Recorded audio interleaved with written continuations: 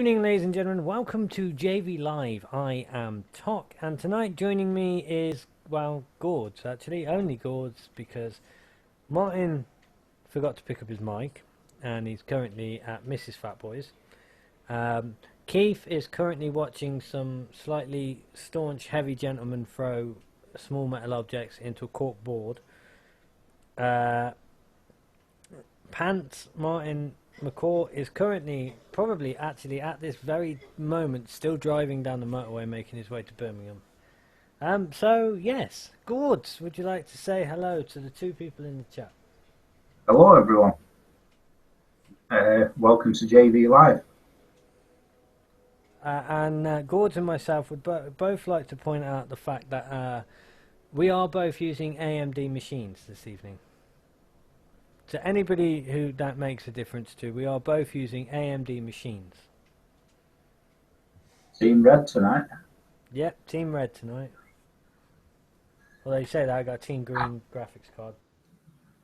Well, you know, can't be perfect.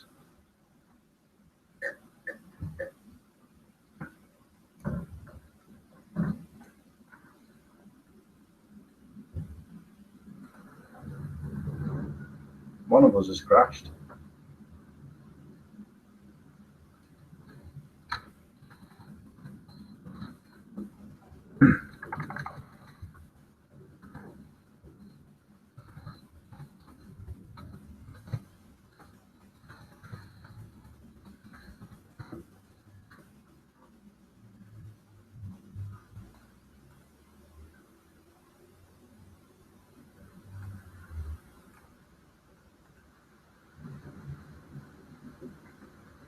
So I can see me, but I can't actually see Iridian.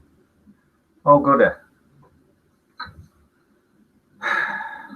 And my stream's a long way behind. So, it's been an interesting evening. Ryan obviously had his live stream earlier in the week, which is now seems to be recovered from. I've managed to get myself locked in a compound for an hour, so I've actually only been home half an hour. So I can see me, but I can't actually see Iridian. Oh, goody. No. So excellent. This is going to be fun. I need to work this all out now. So yeah, health and safety and all that. I was working in a compressor house with a blow lamp, and some people managed to lock me in a compound on my own without checking on me, and left me to it. And there I was, just sat there waiting. So I'm not in the best of moods at the moment. So I'm just trying to calm down a bit and have a relaxing beer. So I suppose the question is, what's everyone else been up to this week? Ridian, did you manage to get over to the EC Expo?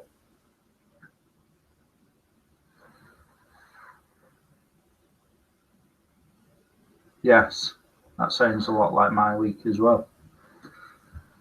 And I believe David's in here as well somewhere, but he's keeping quiet. Very quiet.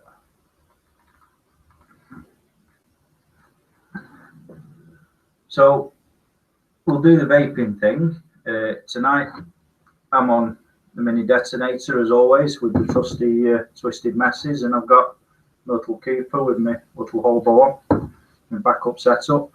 And I'm actually on some old juices. I'm trying to work my way through all my old stuff that I've got lounging around.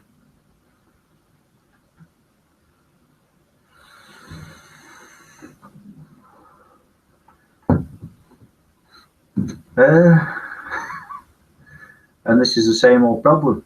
Not having anything to talk about only works when you've got two of you to talk about something. Game Ridian, do you game?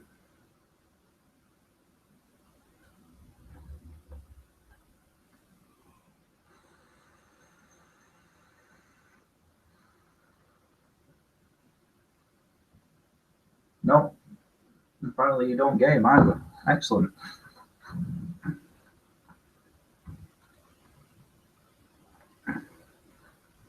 Hi, David. Ryan's just having technical difficulties, so you kind of stuck with me.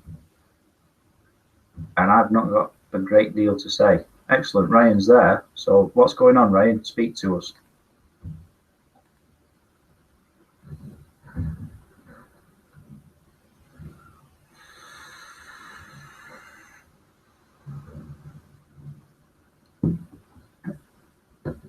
Ah.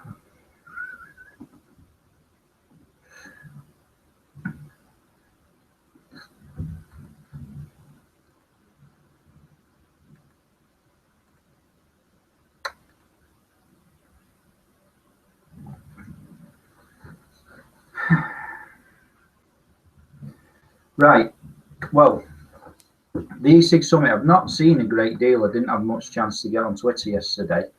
I believe that there were some ants there, and I believe that Lorien and the other usual subjects were there.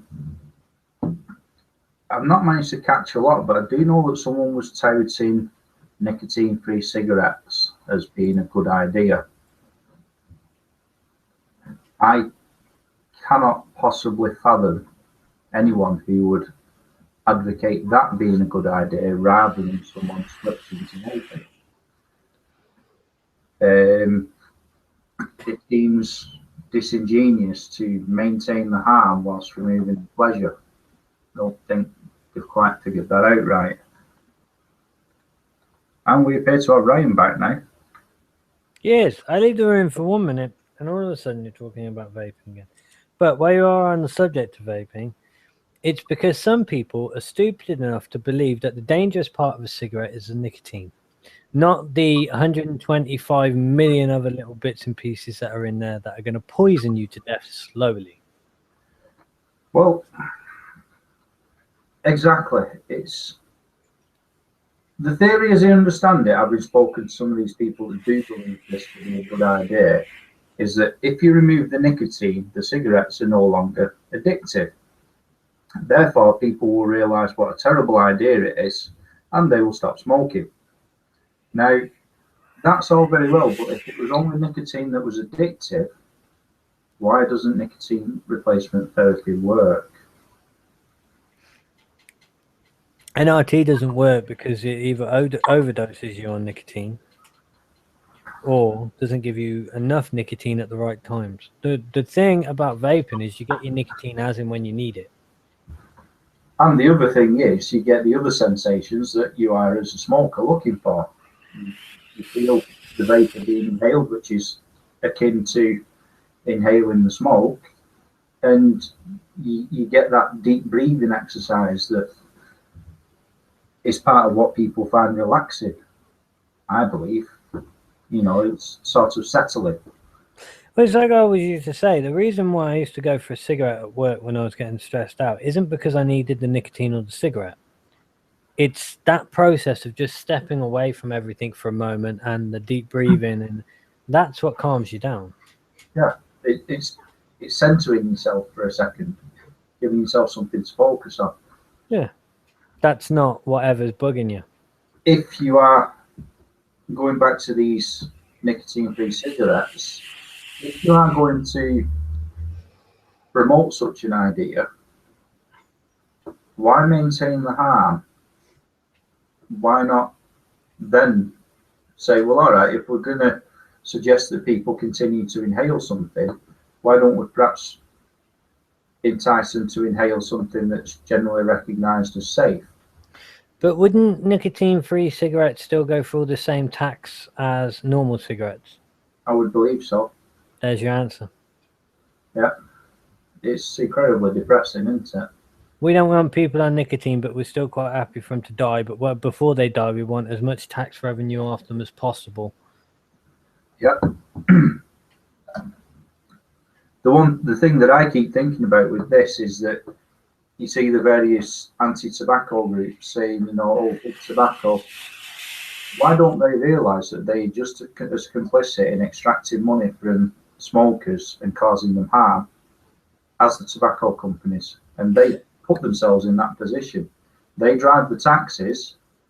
That's the vast majority of the price on cigarettes. So they are just as culpable as Philip Morris, as far as I can say. Well, at the end of the day, these people who run these big corporations, these big tobacco companies and stuff, they are liable for what happens to the people who use the product. It's as simple as that. And unfortunately, they're never actually be brought to account for what they're doing. But I mean, every single corporation has broken the law at some point or another in regard to paying people off or donations, as they like to call them over in the US. Donations to your cause, Senator. As long as you vote this way on proposition whatever. It's just the way the world works. The world is built on bribery, quite simply put. Well, I'll be honest. I've never felt any animosity towards tobacco companies because, to me, they are an industry. They are a company. Their whole purpose is to make money. Now, all right, you could argue that they cause harm, but I don't think anyone who started smoking, well, no one who's been smoking in the last 30 years could say that they don't know that it can be harmful. So I've always seen it as it's a business transaction between myself and the tobacco company. I choose to buy their products and use their products, and I accept the responsibility that that may cause me harm. Much in the same way as I choose to consume alcohol and whatever else. And, you accept that. If that price is too much for you to pay, then you need to find a way to not do it. The people that feel animosity towards are the jumped up little Hitlers that feel that they can then extort money from me via taxes so that they can tell me what a bad person I am and how I'm harming myself and harming everyone else. And I've not asked to deal with them, and they are not doing me any favours. So I very much detest the anti-tobacco lobby much more than I do the tobacco industry. We got a couple of comments from the chat. David says, no, in the US, I think you'll find you can actually call them bribes.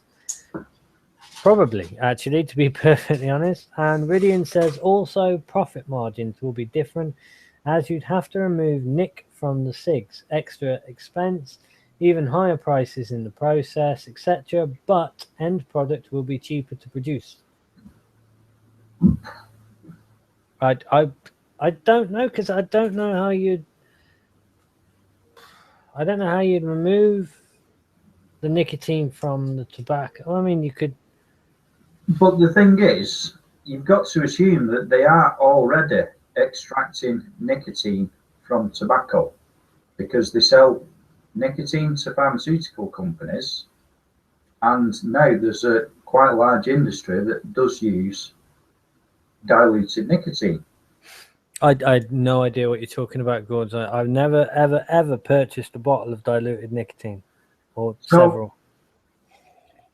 Profit margins will be different, but to me, and I might be oversimplifying it, but to me, what they're doing is they've now got a use for what you would perhaps term a waste product from a previous process. Because that's like pack the nicotine and throw it away because it has value. This is a win-win. It's like breweries supplying the spent yeast to the production for Marmite. Yeah. And I agree entirely, David, but it's not really the tobacco companies that are pushing these nicotine-free cigarettes. It's the public health lobby, and that's my bugbear about the whole thing. Why are they encouraging people to continue to inhale smoke, but removing the thing that they've come out and stated is the reason that they are choosing to inhale that smoke in the first place. I cannot fathom the mindset of someone who claims to be in public health but would advocate that as a solution. Well, put it this way, public health is obviously just learning their tricks of the trade from PETA. And if anybody is not aware of what PETA are, they are a so-called animal rights organization that actually spend more time killing the animals that they recover than anything else. Yeah. I think. Excuse me, because I was thinking the name PETA rather than PETA, as I would call it. I call them lots of things, none of which I can say while Mini Gords is in the room. Yes. It's also notable that PETA never manages to throw paint over Hell's Angels. I'd pay to see that. You never see them turning up at what's the big bike meet in the States? They'll take over a town for a week or so, meeting up on choppers and stuff. You never see PETA turning up there. Jameson, why are you covering your eyes? What I want is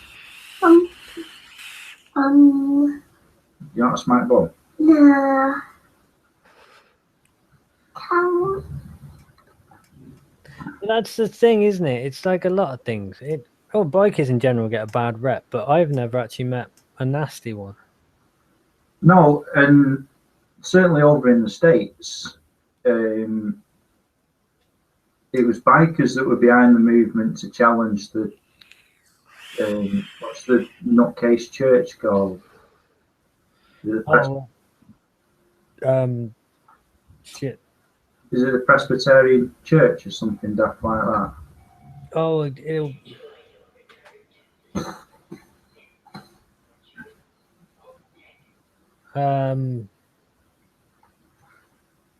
oh man. But they were turning up and protesting soldiers' funerals, weren't they? Yeah, and then they were going to do that kid's funeral. You remember that shooting at the school a couple of years ago? Yeah. A bunch of bikers turned up and basically surrounded the cemetery so nobody could get near. Yeah. The church, I can't remember who it is now, but they showed up, saw this row upon row of bikers and basically left. Yeah. But the other one I've seen that they do is there's other chapters, and what they do is kids who've been subject to sexual abuse, they actually, if those kids are testifying, they turn up at the time of the court date and they protect the kids. Oh, I've seen those ones, and then they do a load of aftercare and stuff as well with them. Yeah. So bikers get this really bad rep, like they're all outlaws and stuff, but that's just a small minority of the wider biking community. You should be in bed. That was it. The Westboro Baptist Church. That's them. Yeah, because did you know anybody who is affiliated with the Westboro Baptist Church is not allowed in this country? The UK actually sees the Westboro Baptist Church as a terrorist organization. I'm glad they do something right. Just let me go and put this man in bed so he's not sat in the cold. I shall be back in a moment. Now, I'm not certain, and I can't remember whether it was the guy from the Westboro Baptist Church or whether it was the guy from the KKK, but one of them was caught with a black male prostitute. KKK. Oh, was that KKK? Yeah. That's a shame. Quite funny, actually. Yeah. But then the KKK tried to take over a stretch of highway. I can't remember where that was. And whichever county it was in, renamed it the Rosa Parks Highway.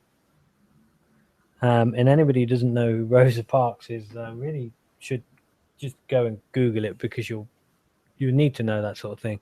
So there are people out there trying to combat people like this. And I think that's brilliant, because I think it's people like this that give humanity in general a bad name. Thank you, David. Yes, KKK. Or you're just saying KKK. So yeah, it's kind of weird. And I'm on my own again. I always keep getting left on my own lately. It's kind of weird. Does anybody in chat have anything they would like us to chat about this evening? Oops. I could talk about boobs for a lifetime, dear. I know. That's why I said it.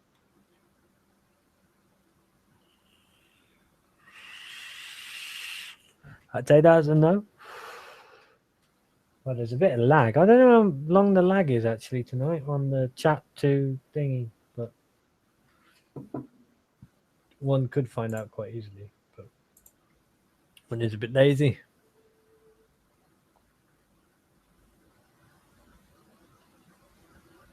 So, how's everybody's week been? Have you been up to anything exciting? Have you done anything cool? Yes, Ash, boobies, and good evening as well. I didn't even realize you were here. It's because I'm not really reading the chat very much.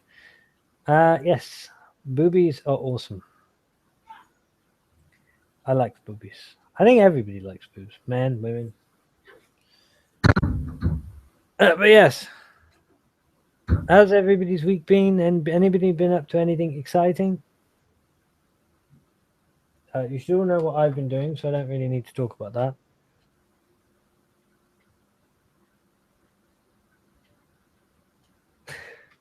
Thank you, Rillian. You're not going to force me to talk about vaping. You've had your share of it. That's quite odd. I mean, then again, you're very vape centric.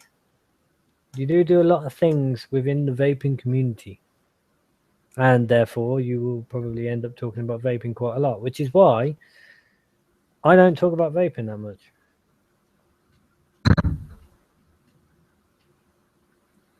Oh yes, I did see this. My only question on that is, how are they going to enforce it? It's like this not smoking in cars thing. It's an impossible thing to actually enforce, because you can't enforce it on everybody at the same time unless you're going to fit every single car with a smoke detector and a DNA imprint check, so everybody who gets into the car has to just show their ID and stuff. You need a fucking break. Go and play some goddamn video games, man.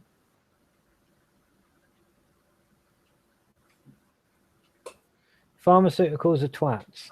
Ash, have you been having problems with your diabetes stuff again? Because, you know, the pharmaceutical industry is a little bit backwards at times. Say that in a nice way.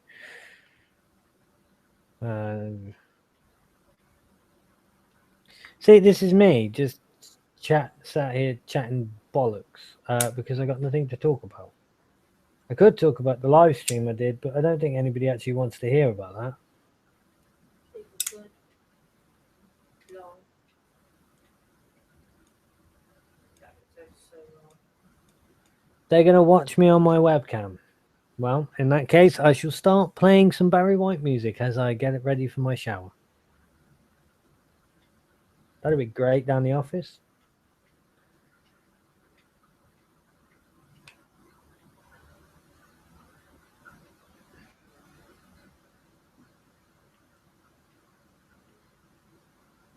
Ah, is that the one you've got then? The one that they've recalled? And why have they recalled them?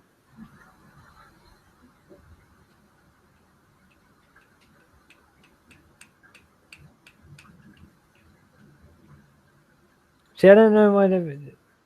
I haven't been around a lot. You've probably been moaning about this on Facebook, Ash, and I do read your Facebook posts every now and then. But I don't actually spend a lot of time on Facebook, even though I'm logged in all the time. It's just what I do.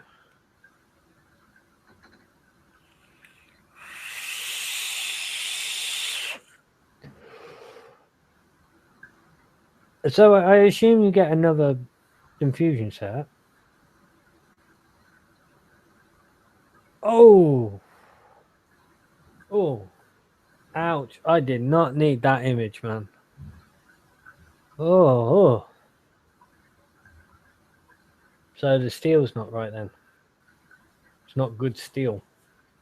See, this is the problem with these companies. They try and scope off the minimum fucking amount of actual cost. Get it in a lot of things, actually. Almost every single industry is the same. Even cars. VW are terrible for it. And also they cheat on emissions tests. But that's not here or there.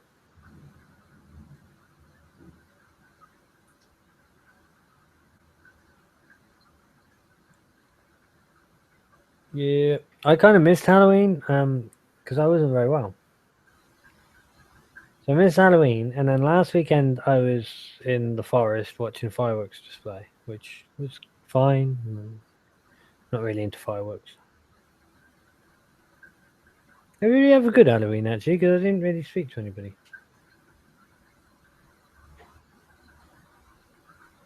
It's not the fact that it's happening; it's how they've handled it. Then, well, you know, a lot of companies are not used to recalls and stuff like that. The easiest thing to do is just they should have a record, I would imagine. Do they not keep a record? Do you not have to register the product with them when you bought it?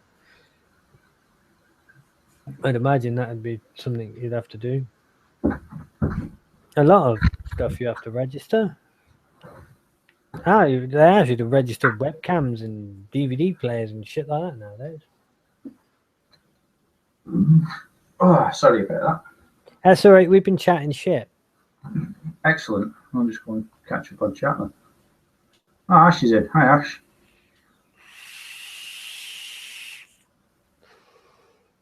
He's not been having a good week of it by the sound of it.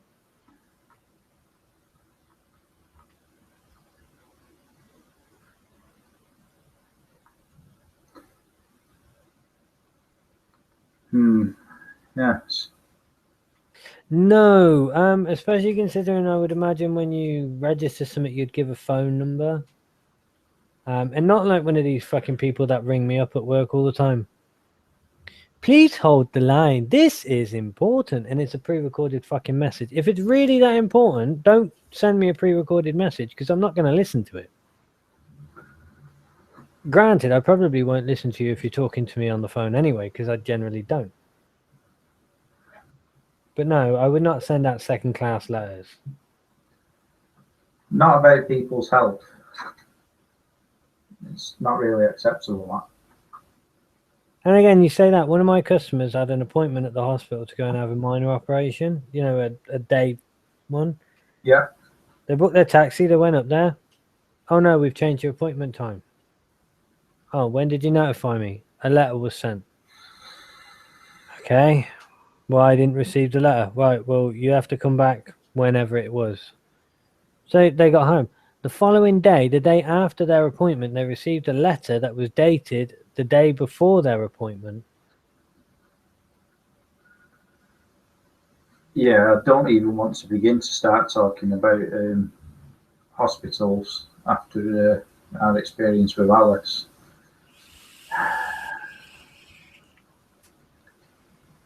They managed to note down that she died on the 31st of November. And that was just the first of a string of errors. Yeah, I got a lot of animosity towards the hospital, especially ours, and people wonder why I won't go up there. It's they just don't care. Well, they do, but then they don't as well. The administration side is dismal.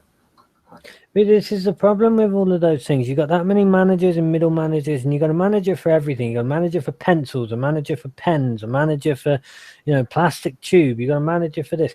And then you've got one nurse who's supposed to look after an entire ward of people, and a doctor who's got 6-7 wards to go and look after. It's not going to happen. Stop spending the fucking money on managers and spend the money on the people who actually give the fucking care. Well, there's that, but if you're going to have so much administration, at least have administration that's fucking capable of doing its job in the first place. Yeah, but that's the best thing. You've got administrators for administrators. Yeah. You know, just have, yes, we need administration, and you need to pay people to do it, but pay good people to do a good job of that, because that administration is the bit that really fucks up people's days. They've already got a bad enough day having to go in for a nap or whatever else.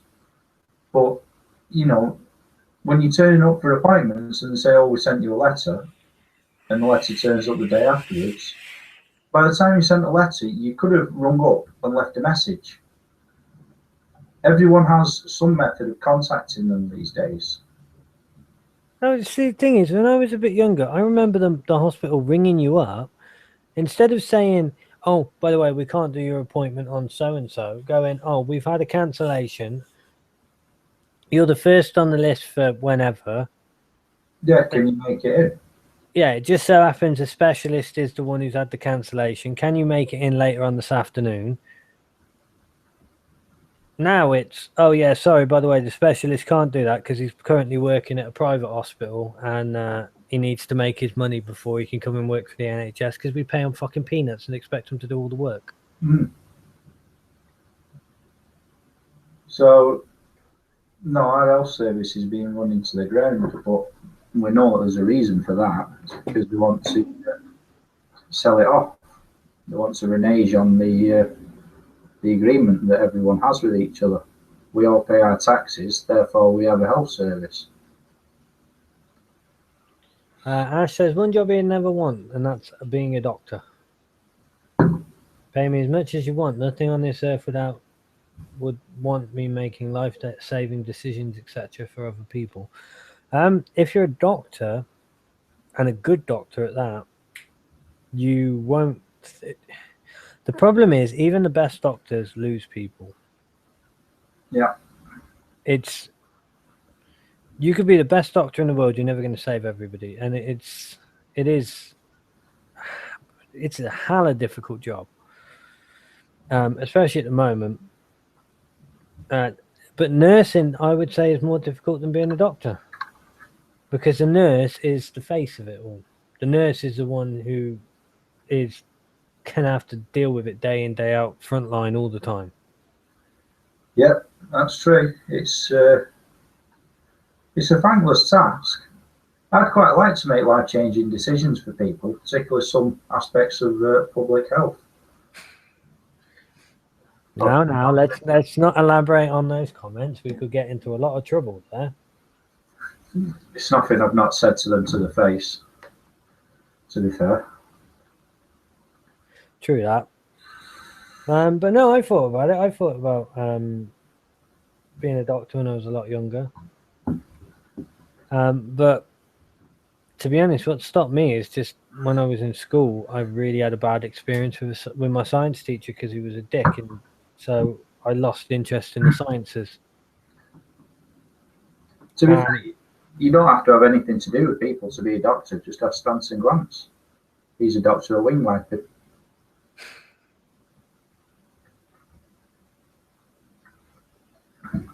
So, no, shall we move on to happier subjects before we start ranting?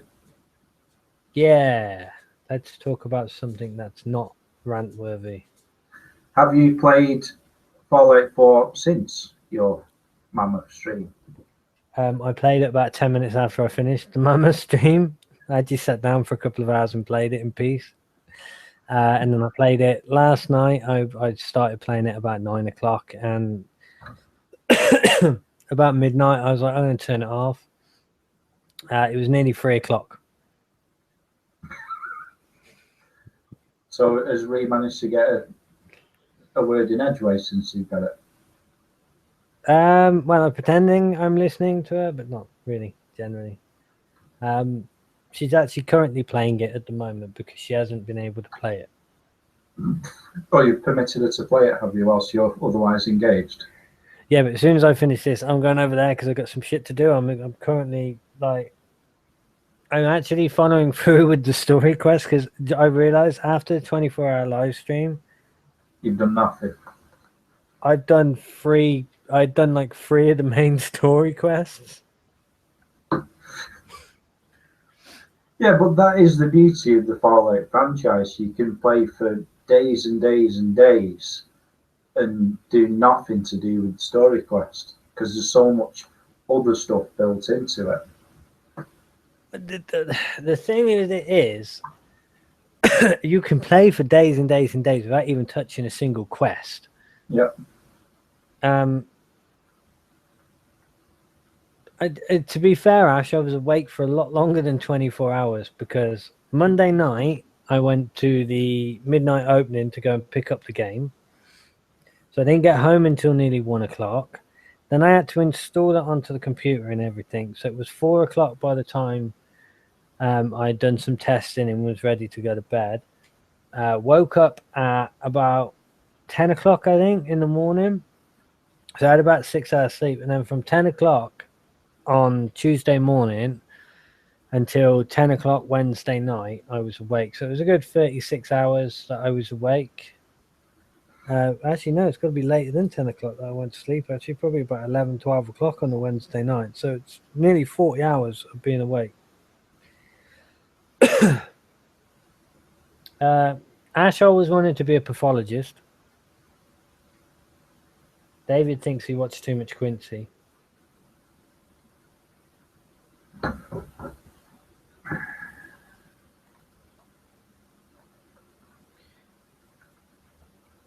Actually, to be fair, I mean, I can't remember if it was in school or college. Channel 4 had on the live autopsy show. And basically, it was this doctor, and he was performing an autopsy live on Channel 4 late night. And it was absolutely brilliant. It was so fascinating to see that sort of how it's done and everything. Because they've done them.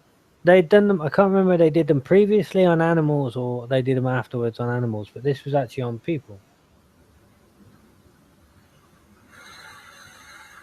Well, Ash, obviously, you know, I have the constitution of a dwarf. I always wanted to be an engineer when I was a kid. You are an engineer. Yep. That's generally why I'm in such a bad mood most of the time. Because yeah. Yes, I think it was Ridian, yeah. I think it was Gunther von Hagens or whatever it is.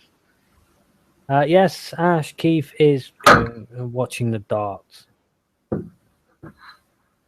don't know. I mean, if he likes the darts, he likes the darts.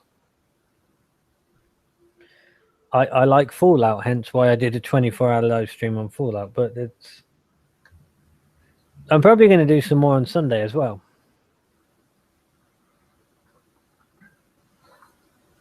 I've still not even turned on the games that I won. I might do that later when the stream's finished tonight. I don't even know who won what, mate, to be honest. I was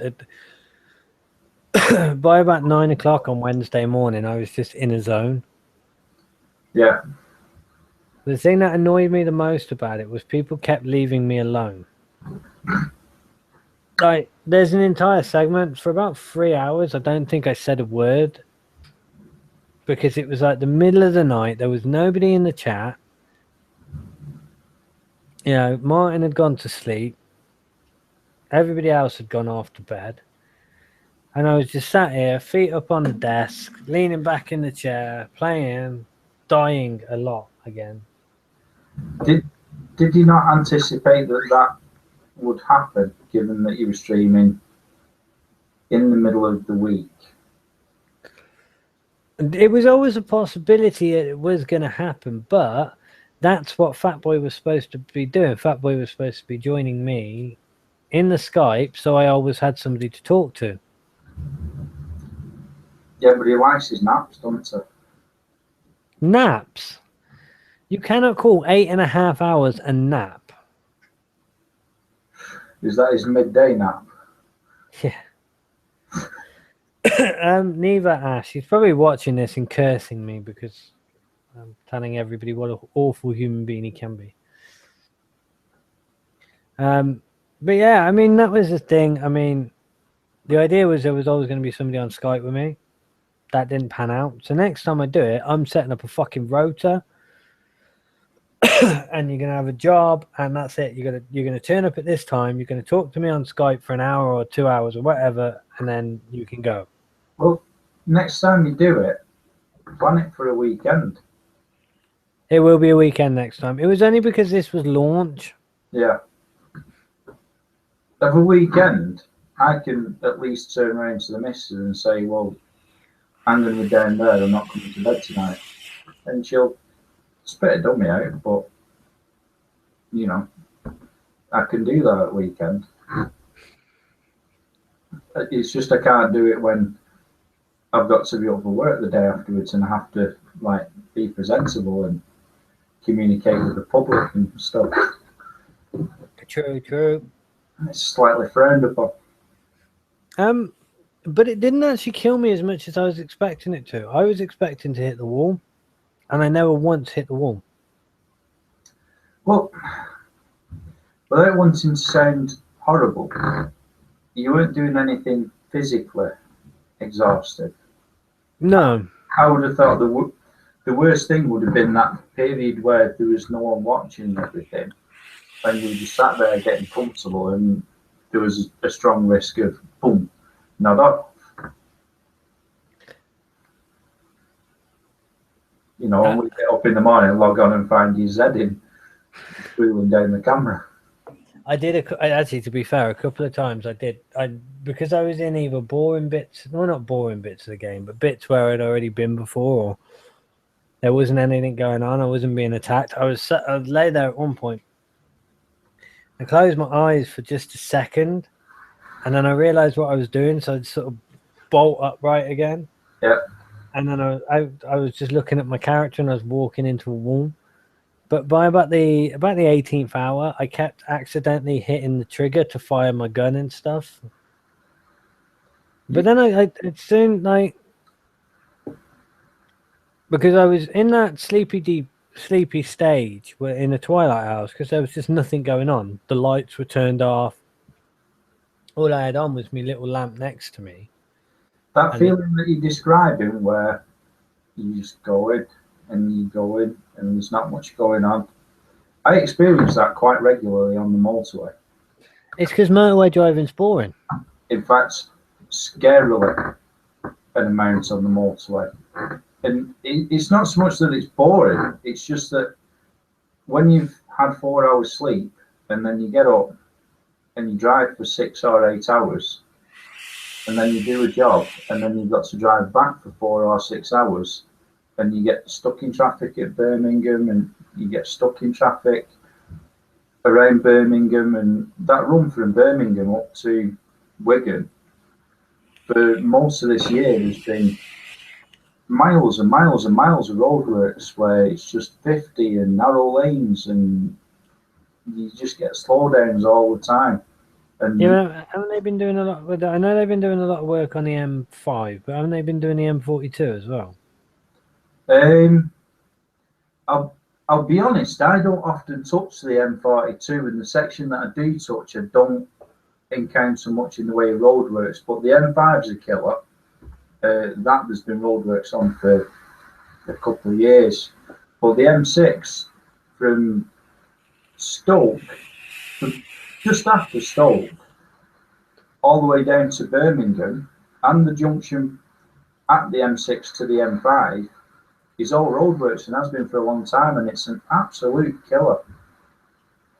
It's I know exactly where you're coming from when you're saying you're just nodding off and you wake up and then you're shifting around in your seat and you're like opening the window for a bit and turning the heater on and then turning it off and opening the window to cool yourself down, and you know, I know where you're coming from. My salvation came about 10 past, 5:15 in the morning when I got a message on Skype from Jim. I was just like, all right. He's like, you still awake? Yes. Still going. I think I logged in not long after that, didn't I? Yeah, you were on not long after that. Yeah, because then Keith came in about 6:30, 7:15, something like that. Yeah, I know I was lucky in that I had to travel at a time where I'd be stuck in traffic so I could say hello. And then I was servicing, so I could drop in and out quite regularly because they were the sort of services where you have to charge them an hour and a half, but you actually have 10 minutes of work to do. But that's sometimes. Cause it's been really funny because me and Jim have been trading information, but obviously Jim started playing before me. Because I didn't start playing until 9 o'clock that night. So we've been trading information, but like really, like it's not very conclusive information. It's not oh, you should go here and find this. It's have you been here yet? No. You really should. That's all because we've got this embargo on. Neither one of us is giving anybody any information until we've got 2 weeks basically. We've given ourselves a 2-week embargo because that way we should both have been able to play it quite a bit. And once we know what's going on, because the internet's already spoiled it for a lot of people. Yeah, well, to be honest, I watched a lot of your live stream, but that to me wasn't really a spoiler because by the time I get to actually buy it, it'll be after Christmas. I wouldn't worry anyway, because the majority of what I did on my live stream had nothing to do with the story. Well, the thing is, I don't really view it, like I say, number one, you didn't touch any of the story really. But with Fallout, I've never seen watching stuff going on as being a spoiler. No, because there's so much. You know, there's that much to do that by the time you come to actually do it, you've probably forgotten about what it is you've seen, or you'll be halfway through it and, oh yeah, I did see this, or I've got an idea. But how you do it is always going to be different to how the next person does it. And even the speech bubbles will be different depending on what your certain attributes are. Yeah. If you've boosted certain elements, you'll get a different speech bubble than you will if you've boosted other elements. Well, I got a nice bonus actually when I brought my Xbox One copy of the game.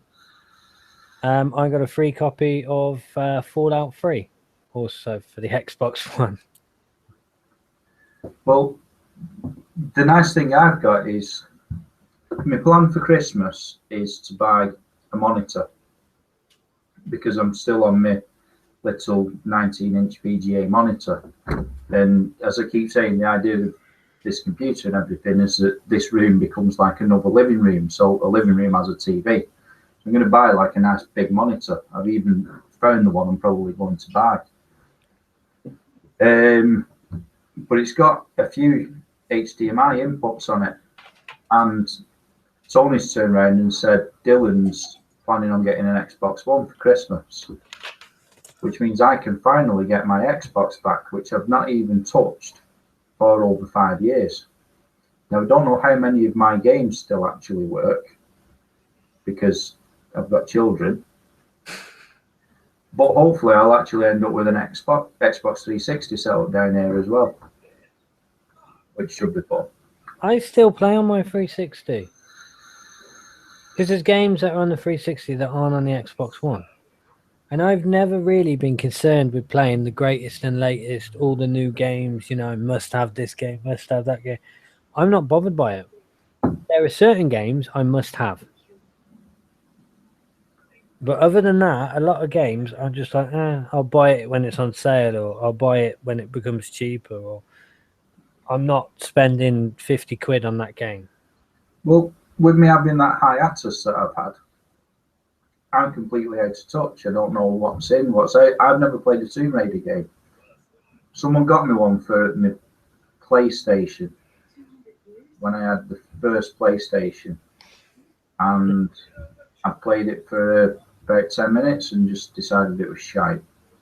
They've changed a lot. They needed to. A lot. I like the original Tomb Raider games. But it's something I'm not interested in, even though it's a big popular game. It just doesn't interest me. But that's the thing. I mean, I've always been the same. One of my favorite games is a Sega Mega Drive game called King's Bounty. And the Sega Mega Drive version is actually a port of the PC version of the game. It's a really old game. It's so old, and that the company who originally made it no longer exists. So the game is what's known as freeware. So anybody can download that game and play it because nobody now owns the rights to it. It's public domain. So there have been, I think, last time I had a look, there was about 20 spiritual sequels to the game, none of which are as good as the original. Yeah. They all look better than the original, but none of them are as good as the original. You know. See, one of the games I really adored that goes back way back when was Syndicate on the Amiga. And I keep saying that I will get set up and play that through again. Because that was one of the games I really enjoyed and I got involved in and did a lot on it. Well, don't forget, I mean, having a pretty decent PC, you don't even need a decent PC for emulating. You can emulate a lot of this stuff. Yeah, that's it. It's something I've not yet explored, but I'll give it time. But a lot of the earlier consoles and stuff like that, the emulation is pretty easy. It's mostly plug and play. I mean, the Game Boy emulators, for Christ's sake. All you got to do is take the ROM and drag it onto the actual Game Boy emulator exe file, and it loads. Yeah. And then you got save states and stuff. So you press F1, F2, whatever, it saves, loads, whatever. So it's pretty good. I mean, I prefer to play on the original consoles, but sometimes the original consoles aren't available to you, or it's just a ball ache setting them up. Well, the thing is, if you think about an Amiga was like the Amiga was sort of the precursor to the home PC. Yeah, what was it? Was the Amiga 64 kilobyte? I want to say that the 500 plus was 16-bit. Because when they were about, that was the thing. It was like 8-bit and then 16-bit and then 32 and then 64, I think. Or it might have jumped from 16-bit to 64-bit with the N64. Yeah, because PlayStation was 32. The original PlayStation was known as a 32-bit console. And you had the Atari Jaguar. That was supposed to be was that a 6428-bit? That was one of the big flops, wasn't it? I'm pretty sure actually, because the TurboGrafx 16 was a 16-bit console. I'm pretty sure the Atari Jaguar is the one that had the advertising campaign where it was going on about being 128-bit. Yeah, and then when you got it, in reality, it really wasn't. It wasn't even 32-bit. It was, I think it was still a 16-bit console or whatever it was. It was because that came out around about the same time that the Mega Drive was sort of at its height. Because I still find it really weird that in America, Nintendo ruled the roost, where over here more people had Sega consoles than Nintendo consoles. Yeah, it was. I think it was something to do with the cost. Wasn't the Sega stuff a lot cheaper than the Nintendo stuff over here? If I remember rightly, I think it was. Where in the States, I think it was probably the opposite way around. The other way around. So, like in the States, everyone had a Nintendo and they had Robbie the Robot and everything else. And over there, to have a Nintendo set up with the Robbie the Robot thing, it was just... Oh, you would have been talking about 300 quid for a console, plus about 200 quid for Robbie the Robot. Yeah. Which didn't work, by the way. Just because I haven't got one anymore. I used to have one, because I used to have an American NES, because there's a couple of games that I prefer the American ports to, because they're easier, because Japan made a lot of games easier for America. Sean has joined us in the chat, and he says 64. The Jag was the first true 64, so they claimed. Where David said he missed out on the consoles, Spectrum, then PCs. Well, the early consoles were basically just PCs anyway. Even the ZX Spectrum, I would say, was a home computer of sorts. Well, to be fair, I mean, we were playing on Spectrums and Amstrads and Amigas, which were actually honest computers. You know, they weren't just a gaming console. If you had a desire to, you could do your homework on your Spectrum or your Amstrad or your Amiga. I agree, they mostly got used for gaming, but they had the capability that you could use them as a computer, not as a gaming thing. Then a lot of people moved away onto consoles, but parents rapidly realised that meant they needed 2 televisions, which at that period Was not cheap. No, it's not like now where you can have a television in every room and realistically only spend £1,000. Mate, I remember when we first, because my mum and dad brought both me and my brother and my sister our own TV, right? It was a little 19-inch Pi TV or whatever it was, yeah, little portable. Just to stop you there, I remember my first TV. Now, you have to understand that our family TVs up until probably 1990 were always second hand. So the first TV that we had, you didn't even have buttons for the channels. You had a dial that you tuned in. And I still feel that it's awesome having that sort of thing. Like, my great nan, God rest her, for years, she had this TV in her front room. And it was not a small TV, but it was one of the dial TVs.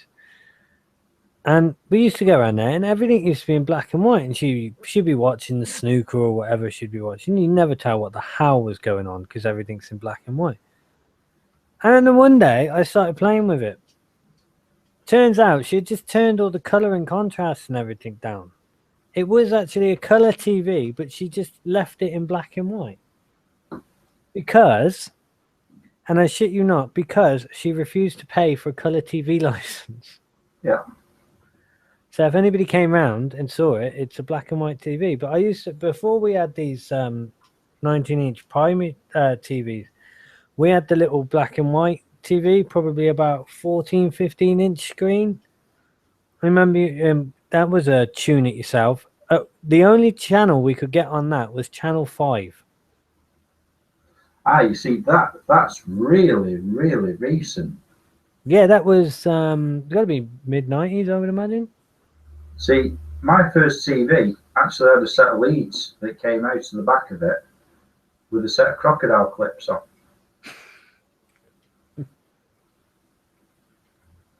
And it had a carrying handle on the top. It was actually a portable television. You wouldn't want to carry it around, but it was a portable television. Yeah, when they say portable, it really depends on your physique more than anything. If you've got a spare, forklift just lying around in the back room, But I do have recollections. My dad was a scout leader. So there's photographs of me wrapped in swaddling midway up Coniston Old Man because one of the scouts decided to carry me up Coniston Old Man.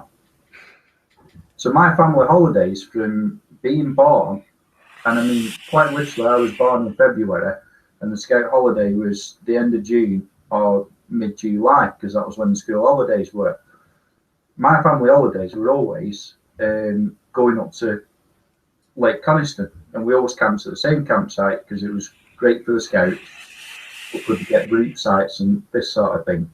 And I've got recollections of my TV that we had in my bedroom being set up on a bench in the, what we had was, we had patrol tents that the scouts camped in. There were family tents that the families of the scout leaders camped in. And then we had the hike tent which was an ex-military tent, and it was used for cooking and sort of the community tent, if you like. And they have recollections of that being set up with a big fucking car battery next to it, crocodile clipped onto it, and then watching something on TV every Friday night. And then what they do is get a set of jump leads and sit there with the car running to charge the battery up for the next night.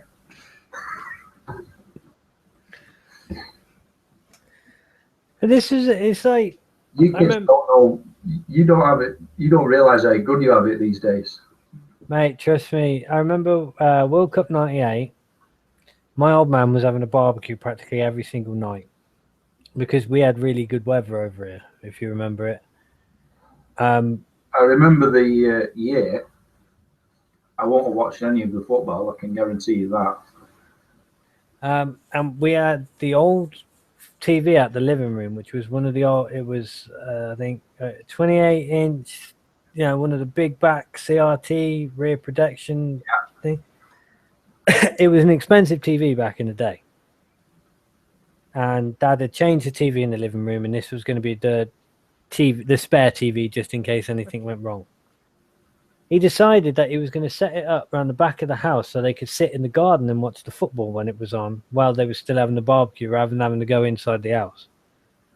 Took 4 blokes to lift this TV into position on top of the slabs and everything, because these TVs were not friggin' light. No, when it was, the thing is, like you say, you're on about a cathode ray TV. Now, I've only in the past 5 years got rid of my 28-inch cathode ray TV, and it took 2 of us to carry the fucking thing upstairs, and I carried it downstairs on my own. And yeah, it's not like an LCD or an LED TV that you have now.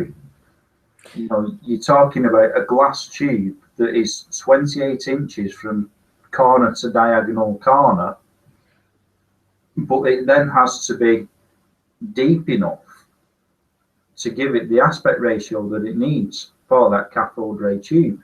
So the bigger you get with diagonally across the screen, the deeper the TV gets, and it's all fucking glass. It's the sort of TV that when you decide where you're putting it in your living room, it doesn't matter how badly you want to change the living room, you'll always justify it to yourself. Go, wow, if we want to change the living room around that way, we've got to move the TV. No, you know what? I actually like the living room just the way it is. Just like this, it's perfect. Well, the other decision is always that your aerial socket is in one place in the room. Yeah, tell me about it. Whereas now we don't have to think about that, because you can just have a box underneath the TV with a Wi-Fi aerial sticking out. You fucking put it wherever you want. You don't need to have an aerial. Or do what my brother's done to my folks' house. Every room there's about half a dozen Ethernet connections. The entire house is wired. It's like going back into school, sometimes going into the living room. You just got like proper like trunking running around all the way, and then like behind the TV there's this massive trunking. It's probably about that wide. It's got about 4 different sets of sockets just like built into it. So it's got enough for the TV, the DVD player, the Wii, the Xbox, me dad's Digibox thing, the Skybox, and this, that, and the other. So everything's got its own plug. So there's no extension cables or anything. And anything that needs an internet connection has got an Ethernet cable plugged into it.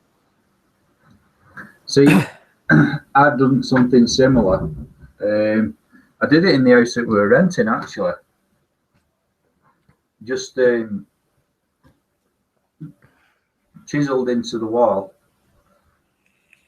put boxes in. I think I put 2 boxes in, but you can get socket triplers. So instead of it being a double socket, it's a triple socket. So I seem to remember that what I did was, where the TV was going, there was a double socket. So I just took a spur off that to another double socket box and put doublers on each one. So I had 6 sockets behind the TV, but flush to the wall. And I think, having spoken to the landlord, he was that pleased with the job that I've done of it that he's actually left it since he's redecorated the house afterwards. Because he went through and completely redid the house after we moved out.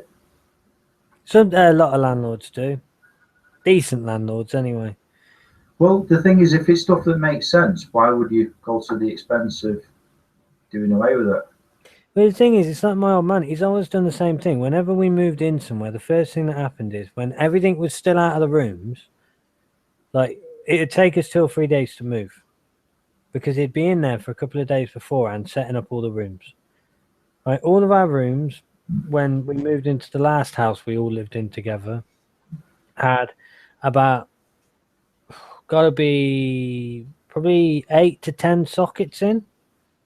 Right, all of them had 2 or 3 aerial ports, so you could have the room laid out whichever way you wanted it. Basically, you didn't have to stick to having it one place just because that's where your TV aerial was. And he also did it so that instead of me staying up late at night to watch some of the American sports and stuff on the telly, I could just go to a certain channel on my TV in my bedroom, and whatever was on the skybox downstairs would be showing on my TV. Yeah. And it was brilliant. See, we went further because I discovered the. Have you seen the Magic Eyes? Oh, where you can change the channel when you're upstairs. Yeah, it's a little dongle that goes between an aerial connection and your aerial connection in your TV. And this dongle has a little, it looks like a mouse, but a miniature mouse. Yeah, just a little sort of dark reddish colour. Just an infrared receiver. And I honestly don't know why more people don't do it. It is. Me and Ree had it as well because we had the Sky downstairs in the living room, but we were watching most of our TV when we were upstairs. Yeah. So it's like you only have to run an aerial cable up a wall and into the loft. And if you've had central heating installed from probably about 1990 to about now, there's a good chance that your central heating was installed and there was trunking running for your central heating. So you can actually run up the trunking for the central heating into the floor cavity, and then it's just a case of running the cable around. Ash, you have to pay for multi-room.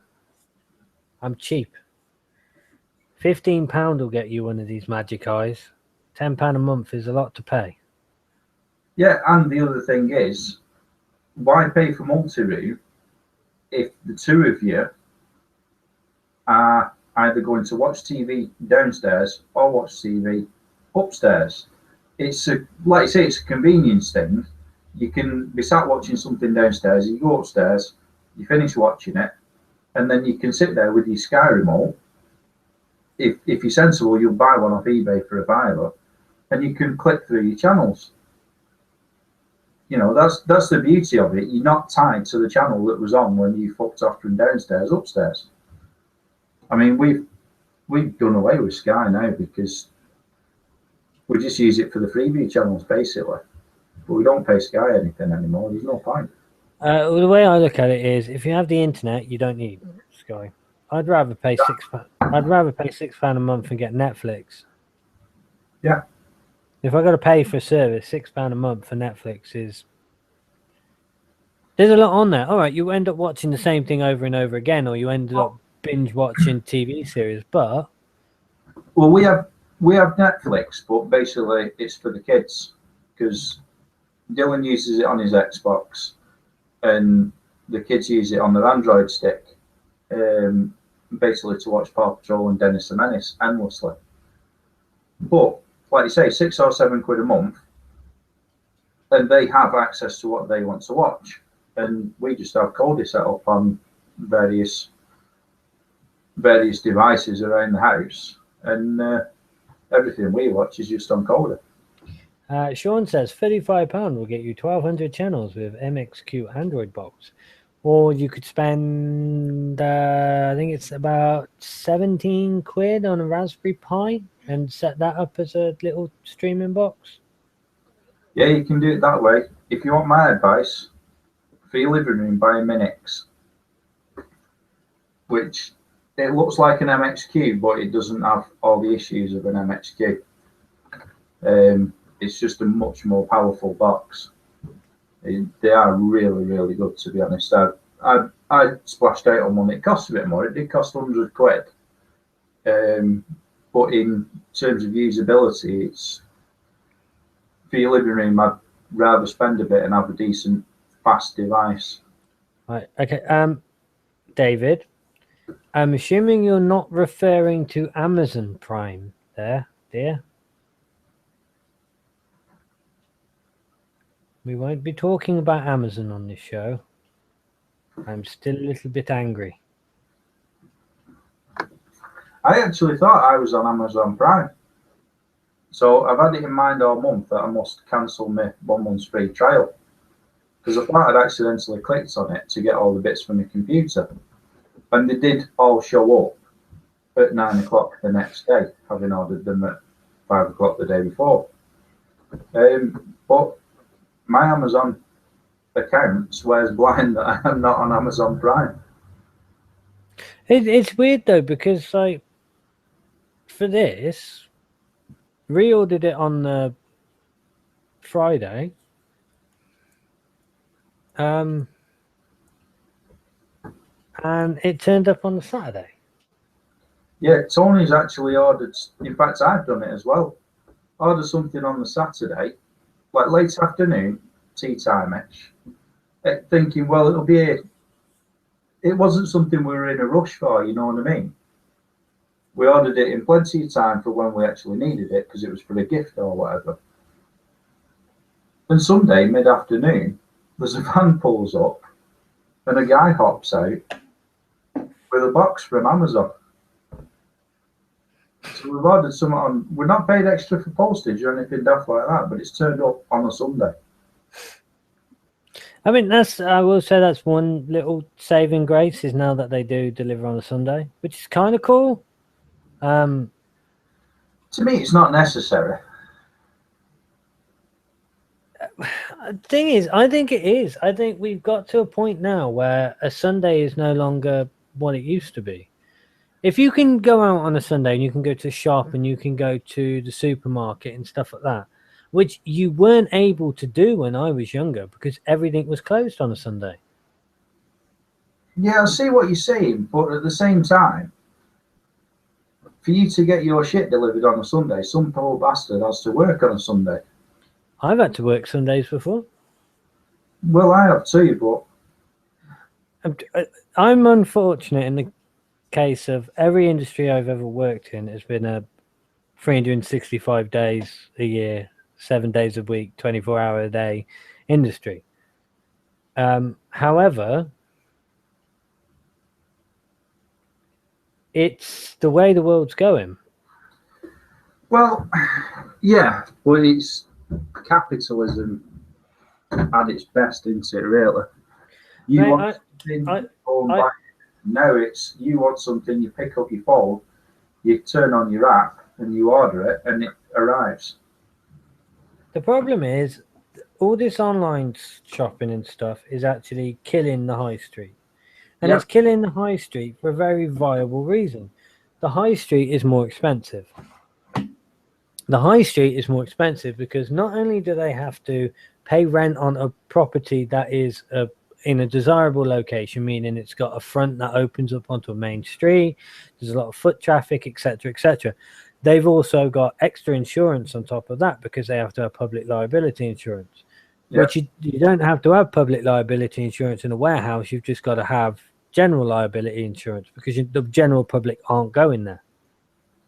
Anybody who's going there is going not like that. It's your costs of security and everything else, because it's a lot more difficult to make a high street shop secure than it is to make a warehouse that's gated with barbed wire fence around perimeter and cameras and everything else.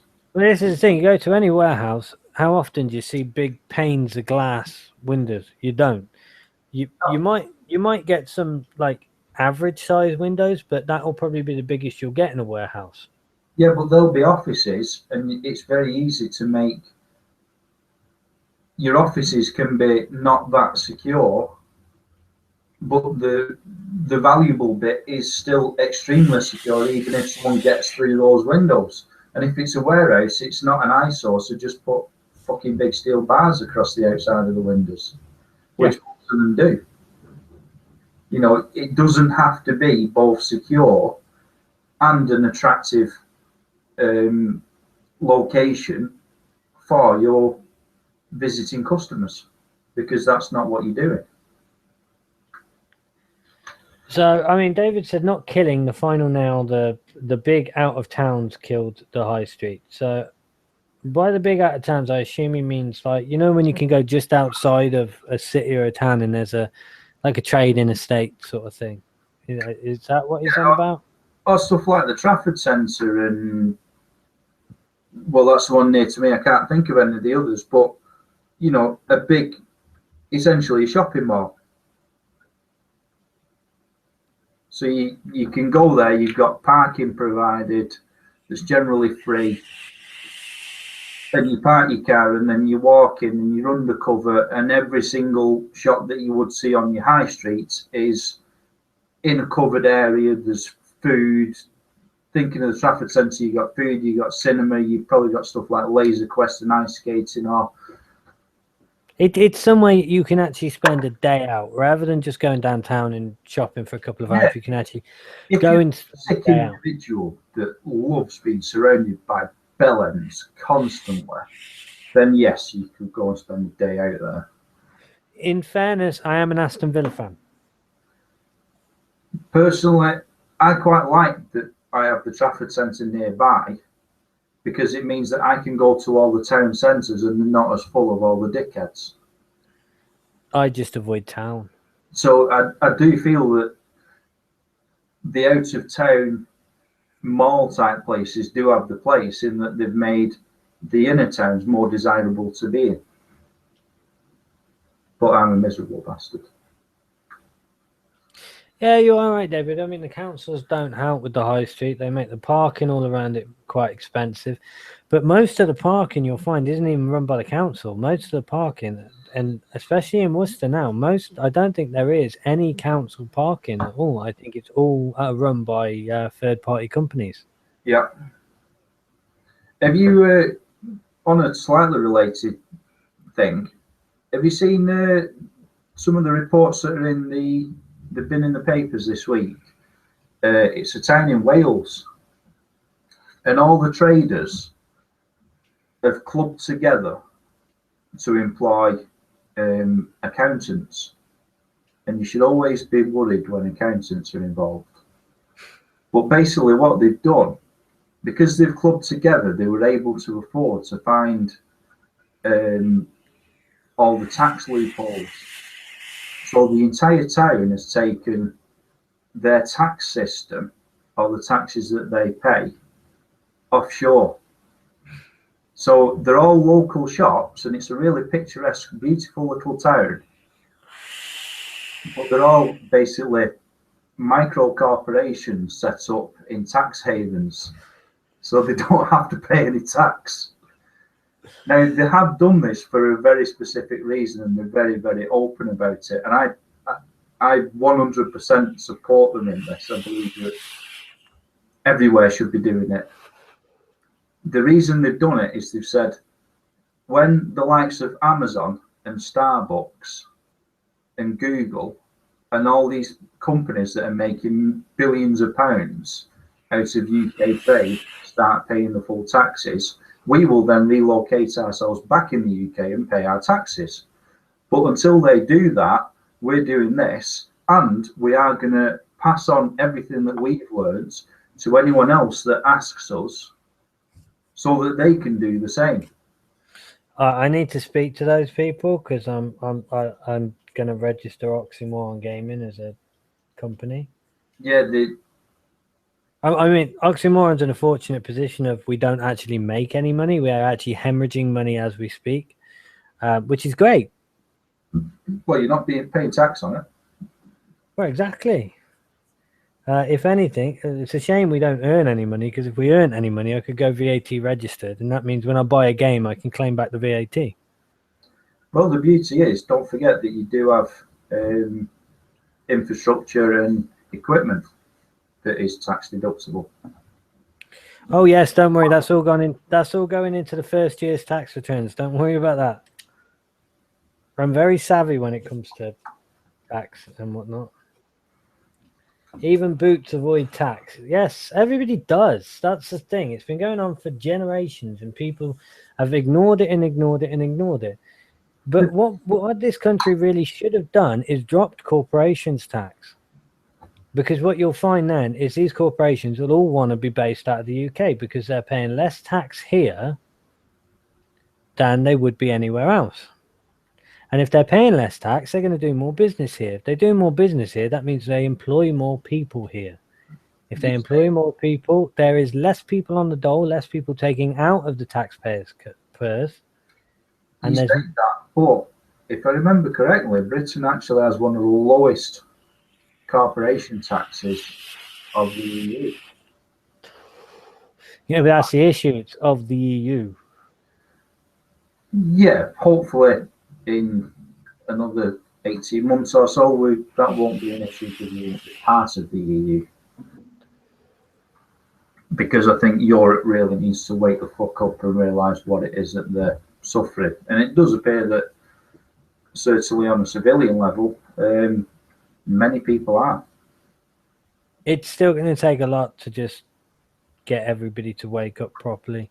It doesn't matter how many of the people realize what's going on. It's not going to make any difference until that actually filters into the authorities. And it's not going to filter into the authorities because they live in their own little bubble and they're completely oblivious to everything. I actually won't be surprised if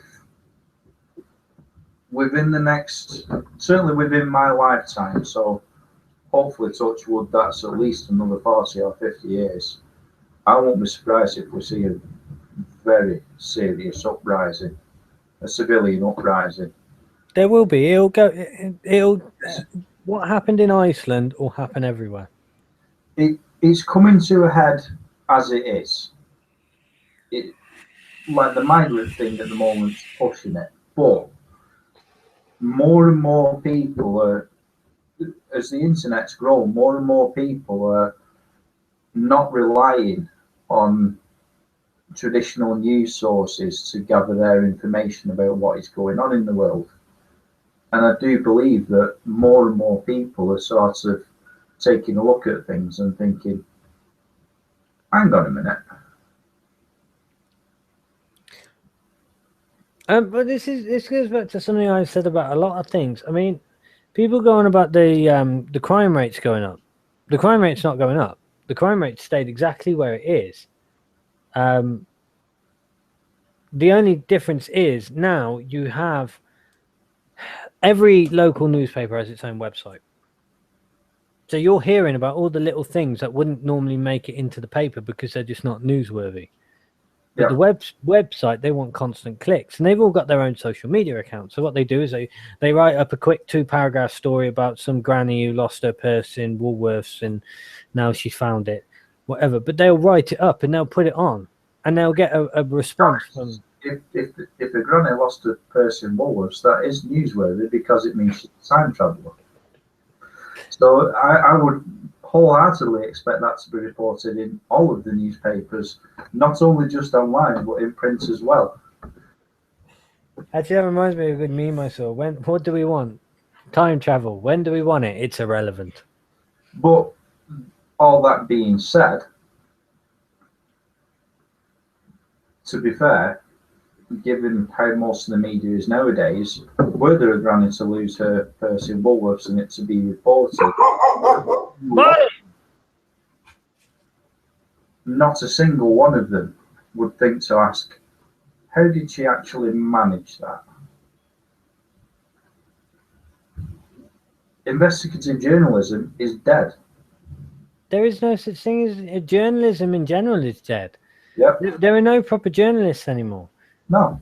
Because when I left school, after I decided I didn't want to be a doctor or nurse anymore, I was going to join the army and I was going to become a war correspondent. Because to become a war correspondent, you actually have to serve initially, and then you have to transfer into the journalism part of the army to get your qualification, or you have to be real fucking brown nosy at one of the major news outlets. But generally, the way it happens is you actually get your assignment through the army, who will say, right, BBC, ITV, Channel 4, whoever want to do this, you'll be responsible for this reporter or that reporter, and then you work your way up through it like that. But yeah, I wanted to do that, but then the way journalism is headed, I'm kind of glad I didn't. It's like, yeah, okay, we've got a 24-hour news channel now that will tell you the same story over and over and over again for the next 24 hours because nothing is actually happening that they want to put on because it costs money to produce. So it's a 24-hour news program that is only useful when there's breaking news. Yeah, it's not only that though. Think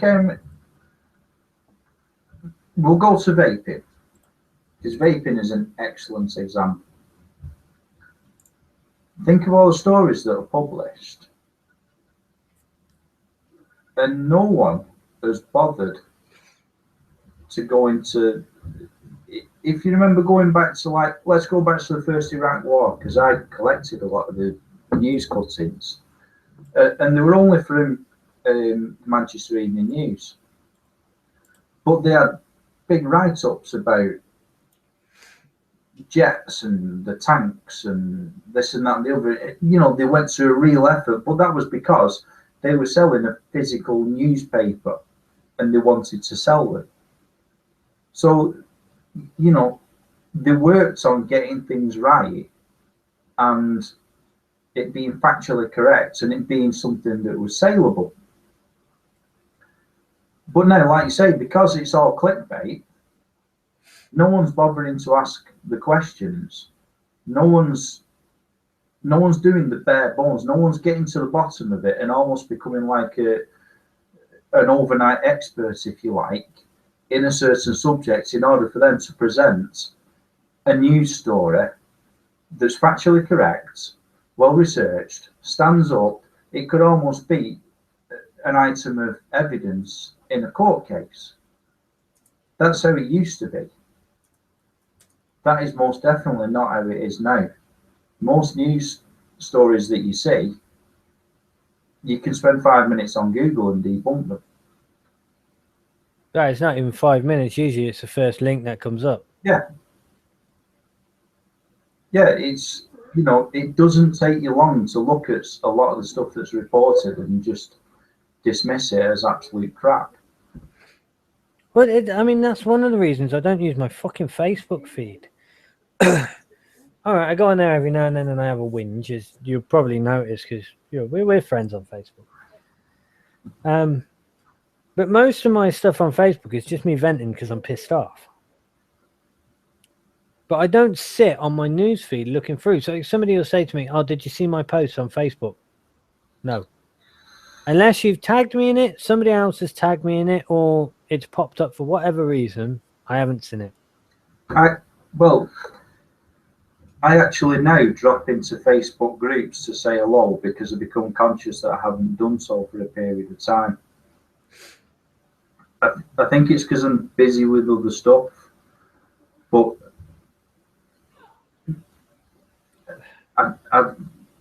it's just the same crap. Facebook posts have become like clickbait journalism. And part of that is just due to the fact that every post can have likes and comments on it. I'd be quite happy if likes and comments were disabled for my posts because I'm not expecting anybody to reply. I'm not looking for instant gratification of who I am. I'm quite happy about who I am. And if you don't like who I am, then quite frankly, you can fuck off because I'm not going to change for anybody other than myself. But it's that gratification. People get addicted to it. It's the whole thing of, Justification. yeah, it's the whole I'm a social media icon. No, you're not. You've got 5,000 people that follow you on Twitter. That doesn't make you a social media icon. All right, you get a lot of retweets, and people tweet at you and stuff like that. I don't do the YouTube because I want to get famous and big doing it. I do it because it's a good excuse for me to sit down and play games. Yep. It's my excuse. Oh, I've got to go and make a video. I haven't made a video in a while. Best go and make a video. Oh, that means I've got to play a game. What a shame. I probably play 10 times more for every video. Whatever you see in the video, I probably played for 10 times longer than that. And it's a good way for me to just get out there and do it. And yeah, all right, I'm adding to the team and I'm trying to make Oxymoron as good as I can make it. But I'm doing that because it helps then, because I've got a core group of people that I can actually sit down and play games with. I am listening, but you might be able to hear what's going on in the background. Have you got fish jumping in and out your pond? Put it this way, I've got a feeling that I'm getting to see what this storm is all about that they were wanging on about on the news earlier. Oh, one of those. Well, we'll take it to chat anyway. David says, you mean finally jail the bankers like Iceland did? Yes, David, yes. Gords, the EU have a plan for that. They're going to try and ban hyperlinks. Never going to happen. Because the people who run the internet are not the people that run countries. There is a way and a means around everything on the internet. And people will find it. And Ash says, I moan too much on Facebook. I agree with Sean O'Toole 100%. Facebook's great for trolling people. Oh, I love it. I look fat today. Yes, you do. You really do. You look fucking horrible. Oh, nothing looks good on me. No, you're right. No, nothing does look good on you. You look terrible. Every time I see you, you look worse and worse. Yeah. I'm putting on weight. My bum's getting big. Blah, blah, blah, blah. Pay me a compliment. Your eyes are doing all right. But it's not even that, is it? It's, oh, I had such a stressful day at work. Oh, blah, blah, blah. Cleavage shop.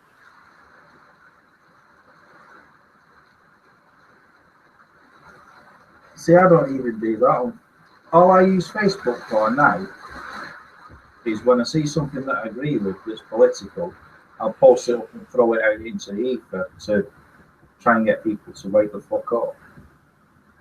And I think most people just detune out of it now and don't bother.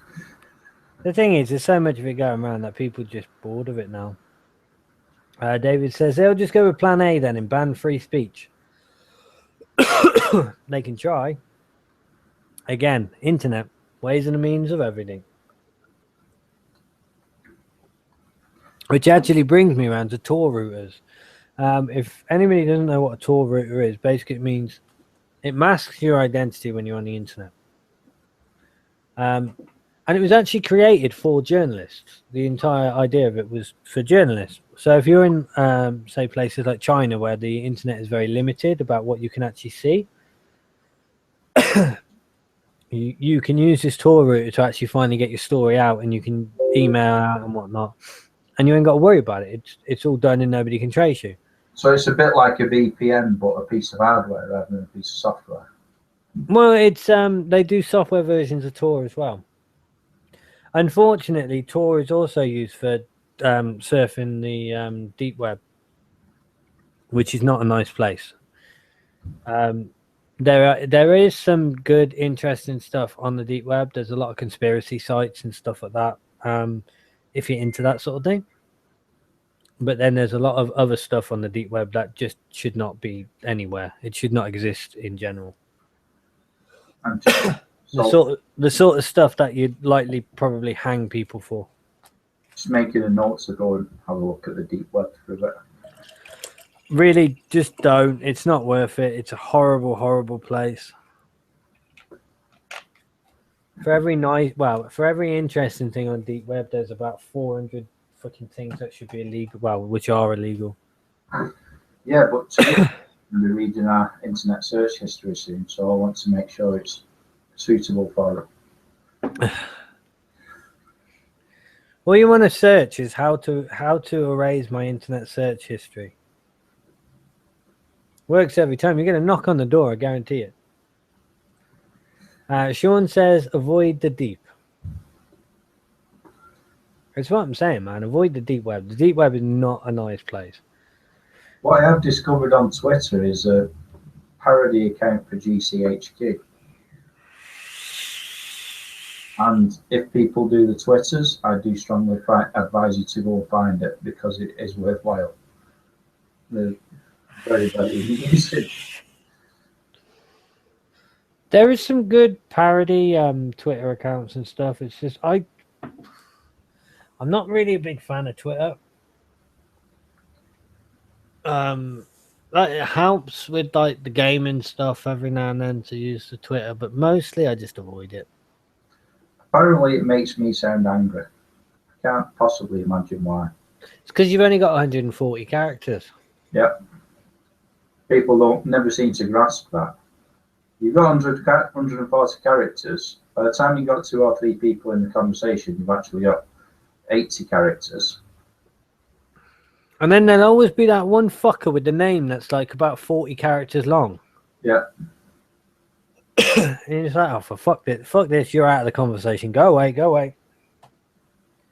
I've actually found a get around for all that in that I do have a word processing program on my phone. So I can type up what I want to say, screenshot it, crop it, and post that up as my comments. So like, fuck you, Twitter. That is a good way of doing it. And quite a lot of people do that actually. Because you just use TwitPics. That's what it's there for. Well, I suppose it's actually there for taking pictures of your pumpkin spiced non-mocha chocolate latte with extra soy, half calf, decaf. You know. If you ever buy one of them and I'm near, I'm going to hit you with a chair. I don't even know what one fucking is. A coffee is a fucking coffee. On where we stand. Mate, do you know, I only drink coffee one way. Black. That's it. You like coffee like you like your young boys? No. I don't like young boys. I don't like young people in general, actually. They annoy me. They don't realise how good they've got it, man. I'm not that old, but even when I was younger, we didn't have half of this shit. When I was about, oh God, when did Toy Story come out? Mid-90s, early 90s? I want to sort of say the late-ish 90s because it was when I was going to the pub. So I didn't do Toy Story until I had my kids. And it must be 20 years old. 1995. Right? So Toy Story came out in 1995. In 1995, the big Christmas toy was the Buzz Lightyear action figure. About 12 inches tall, had the wings and whatever. Wings popped out. Yeah. LED for a laser. And that was like 30 quid. And if you remember, all of the stores ran out of it. And there was a shop in Merry Hill by us that opened that only sold this one figure. And within minutes of opening, they were sold out. So they rented a store for a month for about 5 minutes work. And they just sold out of this action figure. Yeah, and made a killing on it as well, to be fair. Yeah. Well, especially because they sold out so quickly, they didn't have to worry about anything else. And look, that's it then. Just lock up, never go back to the store. Take the keys back to the guy the following day, and there you go. Thanks, mate. That was lovely. But now look at what the big Christmas toys are all the time, and they're not even toys. iPads, PlayStations, Xboxes. Couple of £100 minimum a piece. I dread Christmas now because I've got a 14-year-old stepson, and then I've got James and Luke. And I don't know why, but despite us always being skint, Dylan always has to have 200 or 300 quid spent on it. And then I'm sat there thinking, well, we really need to spend 200 or 300 quid on James and Luke. If you're setting that precedent, that's what we're going to have to spend on 3 of them in the next few years, because they are going to start to become aware. And it terrifies me, like, I don't have £900 walking around where, and then you've got to buy presents for like everyone else. I've got a nephew, a niece born this year, and I've got nephews, and no, I tell you what, right? My old dear, bless her, because my dad won't do the Christmas shopping. It's a miracle if you can get my dad to do anything to do with Christmas that doesn't involve cooking Christmas dinner. Other than collecting his Santa figurines. Everyone's got to have a hobby, I guess. And I think that's just due to the fact that for years he had nothing for Christmas because he spent all of his money on us. Yeah. So he had nothing. And now that we're a bit older and we don't want so much, he spends what money he would have spent on us on himself, which is what we've been telling him to do for the past 10 fucking years. But my old dear will go out, she'll spend exactly the same amount down to the penny for each single one of us. There are 3 kids. We will also have the same amount of presents. So we have exactly the same amount of presents, roughly about the same sort of sizes, and we have the same amount of money spent on this. Now, in fairness, she does fudge it sometimes, and you get a small present inside a big box just to sort of even it out. But you know, at least she tries, bless her. And in one year, she got really upset because I had one less present than everybody else. And I was like, I don't care. I don't need the presents. You don't have to buy me the presents. I'm not interested in the presents. I fucking hate Christmas as it is. But yeah, I mean, Christmas is expensive, man. And I don't think you appreciate how expensive Christmas is until you got to pay for all of it. So you got to pay for the presents, and then you got to pay for the food. I'm sorry, who's paid for Christmas for the past 7 years? Me. No, you haven't. I brought all the presents. All right, well, I pay for the rest of the year, so it evens out, doesn't it? Well, no, you don't. But yeah, I don't do presents anyway. I'm fucking terrible at it. no, we're male. I don't know what to buy somebody. You can't buy another man clothes. Right, that's just wrong. You can't buy another man aftershave. That's still wrong. Unless it's like your brother or something like that, in which case that's fine. See, what I do is, for the males, I always buy kind of male sort of orientated presents. So like one year everyone got torches, one year everyone got hip flasks, one year everyone got pocket knives. Male type presents that males nowadays don't use, but I force them to have these things around, even if they live in a drawer, because I believe that males should have a pocket knife and a torch and a hip flask and shit like that. Yes, every man should, yes. I actually have several hip flasks. In fact, I have an antique hip flask as well. Yeah, it's, you know, I can't think of other things that I bought. I bought people like travel mugs, you know, males. You all need a mug that you can have a brew that fits in a fucking cup holder in a vehicle for when you have a long journey to travel on. And not necessarily on a long journey. If you're in the garden having a fire and it's, you know, early in the afternoon, you want a brew rather than a beer first. You know, it's nice to have that brew in a cup with a decent sturdy handle on. Yeah. Do you know? Have the lid on so that you can set the fucker down, and an hour later you pick it up and it's still bloody warm. Yeah, or maybe you're mixing concrete or something.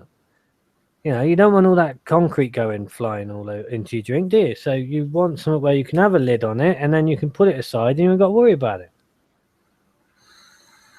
But yeah, I mean, the only time my dad buys anything is usually for me, because we got the same sort of.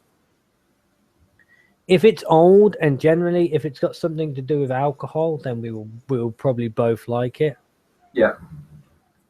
So hip flasks and old crystal glasses and stuff like that are really nice. David says, don't forget the booze. That's the secret, David. I'm never out of booze. Never. I've got a bottle of port around here somewhere. I'm just glancing down to my booze storage area, and I actually am out of booze, so I'm going to have to run in a second. Well, I'm looking at mine. I got a little bit of JD honey. Oh no, JD charcoal left, and I got some rum. And Oh, I'm not talking about things that I like to save. I'm talking about stuff that's immediately important at this second in time, which is more beer.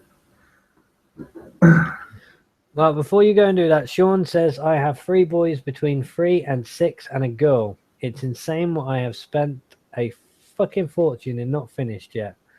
£70 for a bastard scooter. They used to be a tenner. Yep. Well, you can't just buy them a tenner scooter now, because that's not street cred. So now you have to buy one that's got like fancy wheels and a fancy deck and shit like that. I've done all that with Dylan, because I met Tony when Dylan was 6 or 7. He was very young. He was literally not much older than a toddler, and he's 14 now. Not much has changed then, really. No, he just grunts in a slightly deeper voice now. So I've done all that with Dylan. And now I've got my 2 as well. And Luke's 3, and James, who you saw earlier, is 5. James is at school, but they are becoming aware. I mean, the little bastards have figured out the unlock code that I've got on my Google account. You know, I put it on specifically so that they couldn't just download shitloads of games onto the TV box in the living room. And it only took them a week to figure that out. And I can't figure out how to fucking change it now. Which is annoying. Well, you got to go in. You got to turn it off.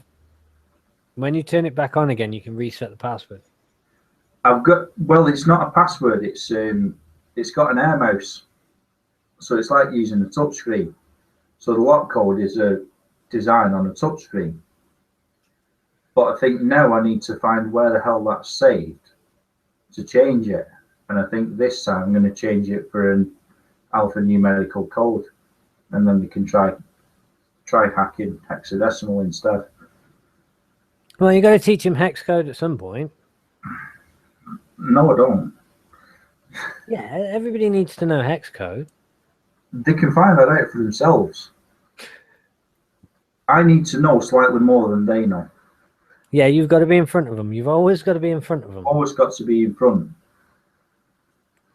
See, this was a problem I had when I was younger, because when before my mom had my sister, she was a computer programmer. Now, this was back in the days when you used to program a computer with a punch card. Yep. But she's always kept pretty up to date with computery stuff, so she kind of knows what she's doing with it. She gets a little bit flustered with like the tablets and the phones and stuff, because it's all a bit la-di-da for her. But you give her a computer and she's generally okay. Yeah, I like RedTube and stuff like that, not a problem. Nobody should go on RedTube. What makes me laugh, though, is the big 6 porn sites are all owned by the same person. That's a hell of a lot of ad revenue. Yeah.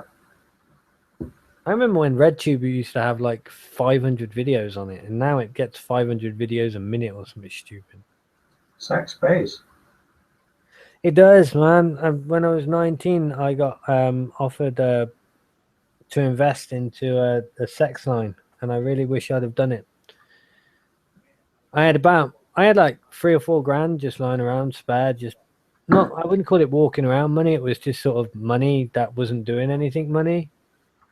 Yeah, but that 3 or 4 grand now, when you think about it, It would have been each £1,000 I would have put in would have given me out about 300,000 or 400,000. Yeah. But hindsight's a wonderful thing, isn't it? yeah, and at the time I thought, no, it'll be all right. I'll just use it to, get drunk for a week. Money goes a lot quicker than you think. Yeah. Especially when you're not counting the pennies. I used to go out. I used to take 40 fags with me. Then I used to pop to the garage before we went to the club to go and pick up another 40 fags. And then on the way home, I'd have to go and pick up at least another 20 fags. And then all of a sudden, people are going, how many fags have you smoked tonight? Only about 6. It's cost me about 40 quid, but I've smoked about 6 fags, yeah. Because everybody always used to know, oh, Ryan will have fags. Yeah, he'll have fags. See, I could never smoke box 6. They make me sick. They're too tight. Hence my love affair with cloudy drippers. I was always looking for airflow. So I smoked roll-ups. And yeah, I used a filter. But the way I used to roll them, I could lung inhale my roll-ups. I've always lung inhaled. I've never understood this whole concept of mouth to lung thing. It makes no sense to me. I don't know. Sean says, never going to happen, Gords. They become IT experts at 5 years old now. They've had bad since they were fucking 2. Yeah. Mate, my nephew can work his way around his little tablet easier than I can. And do you know what I mean? It's ridiculous. And David says, the NHS, thank you for your contribution. And I'm assuming he means for me going out and buying 100 fags every Friday and Saturday night. Well, yeah, we have all seriously sponsored the NHS over the years. Well, that's why I stopped going out. Actually, believe it or not, one of the reasons I stopped going out, other than the fact that I fucking hated every second of it. Because I don't like being in places with a lot of people as it is. People don't gel well with me. It's just one of those things. I don't like people. I'm okay, like now on the internet with people. That's fine because these are people. Because if I didn't want to talk to you guys, I'd just freaking hit the switch and I'd be done. I was going to say, to be fair, we often struggle to get away from the internet once we get started. Yeah. But that's because I'm talking to people I want to talk to. When I'm out and about, I'm forced to interact with people that I don't know and, quite frankly, I don't want to know. Well, like you say, we also all know that we have an instant exit route of just hitting delete. Yeah. You know, I've had enough for today. See you later. Well, we do. I mean, the only issue we have is we will sit there and be like, yeah, so I'm going to go, and then somebody else will start talking about something else, and then you'll be like, yeah. And then you sat there talking for another half an hour to an hour, and then you're like, oh, shit, I was supposed to go. Yeah, and I'll be honest, what happens with me is I head in from where I am in the summer house, and I'm getting very used to heading into an empty downstairs with the heating turned off and the lights turned off. And going upstairs and finding a disapproving look from Mrs. Guards, who's sat in bed watching TV, probably waiting for me to drag myself into bed. Or she gives up and goes to sleep. And maybe she secretly watches the show just to make sure you don't say anything nasty. No, she doesn't. I know that because she doesn't know where to go and watch it. I'm not totally stupid. I am stupid, but not totally stupid. Well, it's like me. Ree can hear half the conversation, but only half the conversation. So I just have to be careful about what I say, and then everything's fine.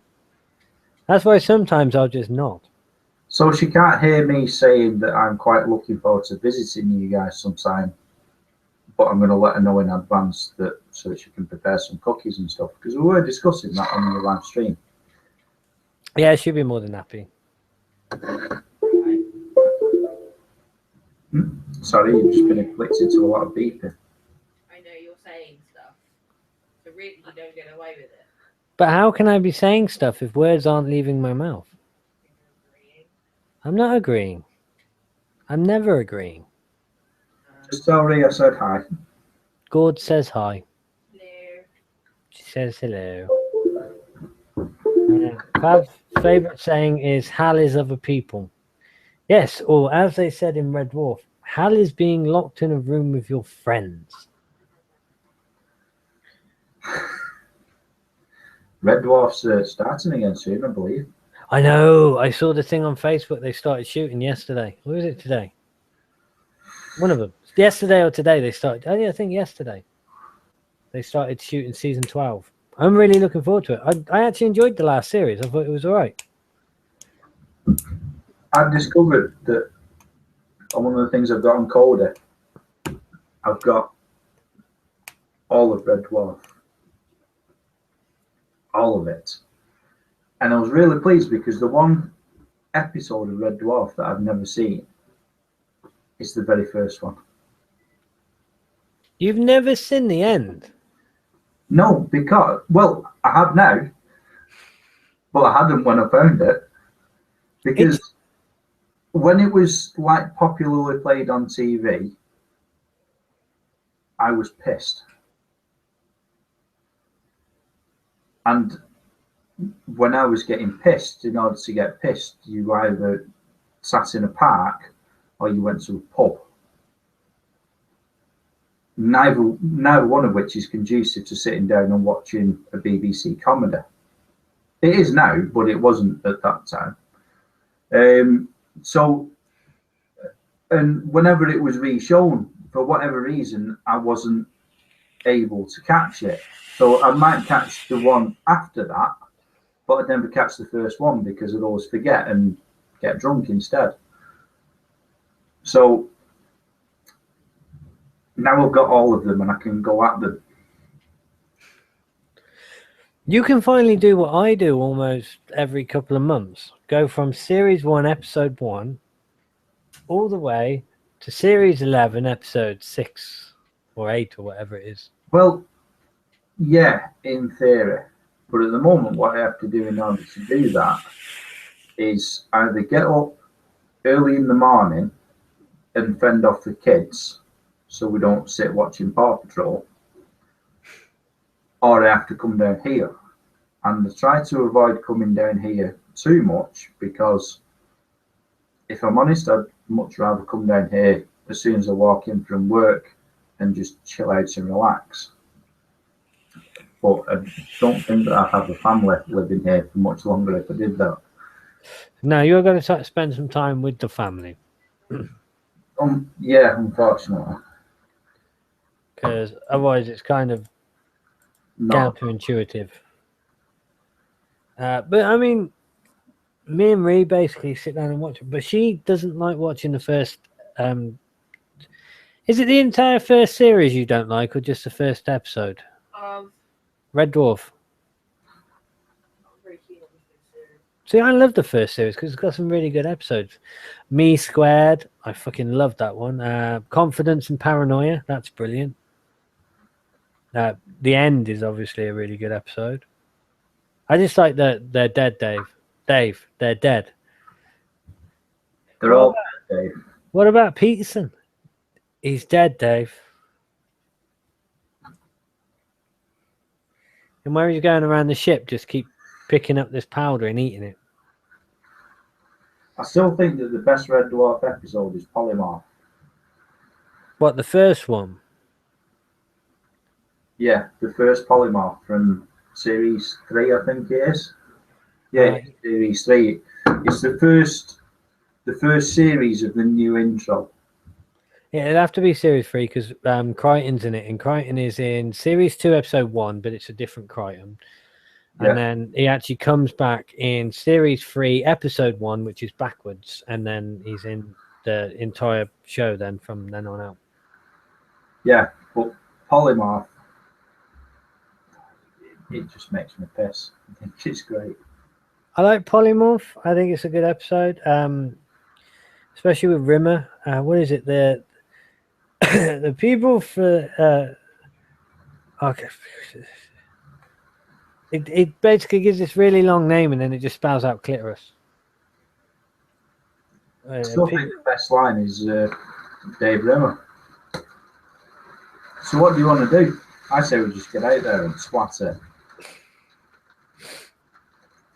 That's my philosophy in life. What's the other one? Oh God, it's not Polymorph. It's the one where they've got the DNA. You know where Crichton becomes human? Yeah. And they've got the curry monster that made out of lamb tikka. And they try and make Lister an android. They turned him into Robocop, but he's 3 feet tall or something. Yeah. And then it's just that bit at the end. It's like, when I think of that, the only way you can kill a curry is with lager. Oh man, that's good.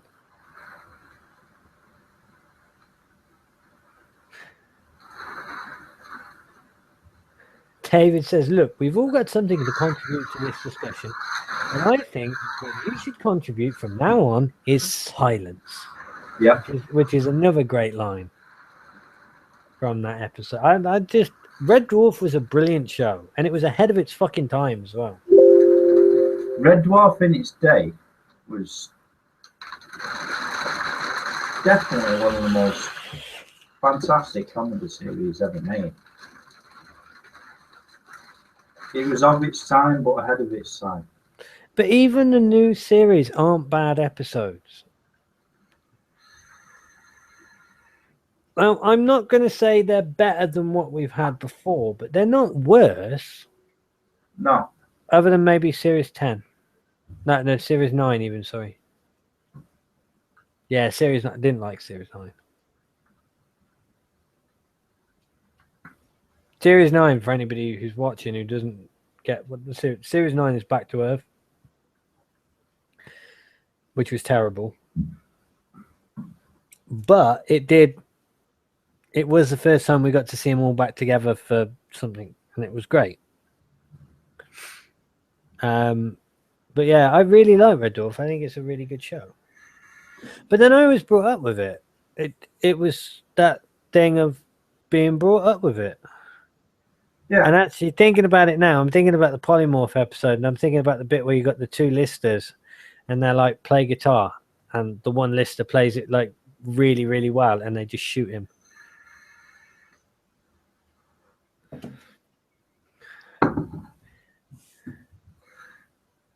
How did you know that wasn't me? He plays guitar like the ghost of Hendrix. No, it was really good, clever humor. It wasn't trying, because it was the sort of humor that you'd have as mates in the UK, in the North. That was what worked for me. The funniest thing about Red Dwarf is, not only do all the actors have last names that could be first names, because you got Robert Llewellyn, Chris Barry, Danny John Jules, and a fucking name. That's it, Craig Charles. So they've all got names that their last names could be first names, but also the only one of them who was actually a proper actor at the time that they put the entire thing together was Chris Barry. Because Danny John Jules was a dancer. Because they needed somebody who could do that exaggerated movements for the cap. Robert Llewellyn obviously wasn't in the first two series. He was cast later on. I think he was an actor, but not an actor. He was doing a bit of stage work or something. But Craig Charles was a poet.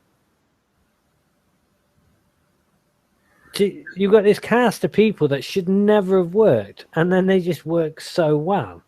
Just hold that together. I need a P and I need a beer in that order. Smoke Me a Kipper is one of the Ace Rimmer episodes. I actually like the episode where our Rimmer becomes Ace Rimmer. That's a good episode. Especially that bit at the end where they go and the planet's got a ring around it, and the ring is actually made up of all these little Ace Rimmer caskets with little red glowing lights on them. That was a good one. I need to go and watch some Red Dwarf. But yeah, I mean, there have been some really, really, really good episodes. Even the episode Crichton was good. Series 2, Episode 1. Just had some really funny, witty bits in it. Even Series 8 was pretty good when they were back on Red Dwarf. That was in the Brig. It brought back a lot of the original cast. But I just think it was a really solid show. It had a really good cast, really good stories.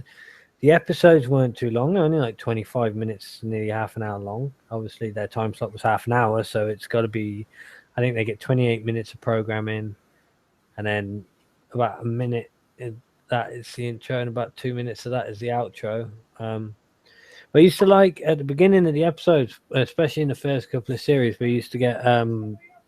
is it Norman Lovett who did Holly?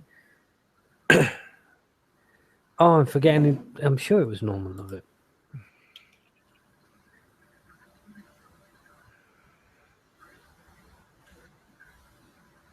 Norman Lovett played Holly, where he used to narrate the beginning, where it used to be an SOS message. It was good. Red Dwarf is one of those funny things. It's a British institution that the Americans tried to do twice and didn't do so well. And then we tried to do again with Nick Frost did a show. No, it was Norman Lovett. But so it was a really, really good. I mean, Queeg was a fucking brilliant episode. Wow. See, I don't get to talk about Red Dwarf very often because not a lot of people I know are sort of into Red Dwarf, and the ones that are into Red Dwarf don't want to talk about it. So yeah. Because they were going to make a Red Dwarf movie years ago. I'm glad that never happened, actually. That would have been terrible. Because they actually changed Holly. But they changed Holly because Norman Lovett couldn't do all the travelling. Because they changed it to Hattie Hayridge. And I forget what episode that was in, actually.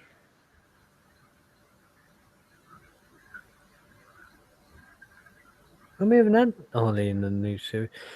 But then they got rid of Holly because you had Crichton. So there was no need to have Holly when you've got Crichton.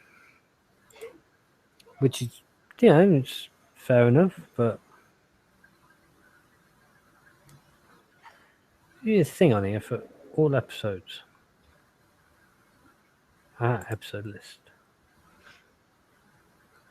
Episode 10 was good. I liked episode 10. I mean, the early stuff. No, the first rule of being a Red Dwarf fan isn't don't talk about Red Dwarf. The first rule of being a Red Dwarf fan is don't give a smeg. Me Squared, that was good. Gazpacho soup. Right, Better Than Life, that was a really good episode. Thanks for the memory. Stasis League, yeah. Queeg. Parallel Universe, that was cool. I'm just backwards, that was good. Maroon, that was good. Polymorph, that was good. Body Swap was good. Time Size was good. I can't find a bad Red Dwarf episode. Camille was really good. apart from season 9. Season 9 doesn't exist here. But it does. Camille, season 4, one of my favourite lines is, "It's the old story. Droid meets droid. Droid becomes chameleon. Droid loses chameleon. Droid gets chameleon back again. Chameleon finds chameleon. Droid loses chameleon." That's a good episode. DNA, that's where he becomes human. Justice is cool when they're on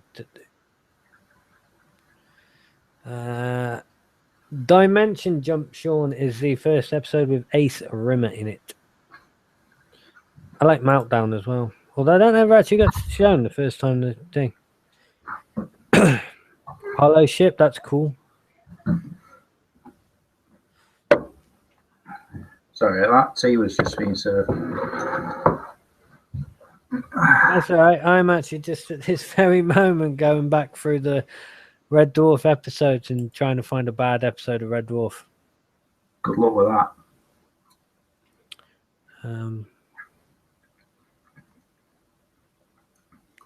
Oh no, I wasn't thinking of Polymorph. I was thinking of Sirens. You know that bit with Lister playing the guitar? Yeah. Because Polymorph is the pod, isn't it? Yeah. Because at the very end of the episode, the pod twists around and it says, "Warning, contents 2."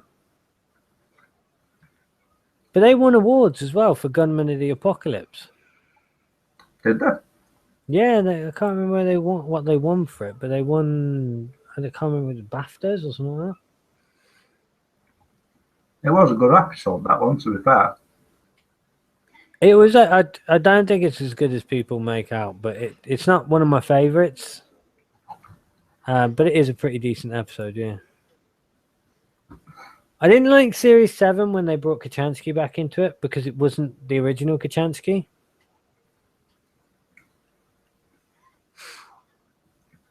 Well, the original Kachansky was Scottish. Yeah, that's what I mean. I like the original Kachansky.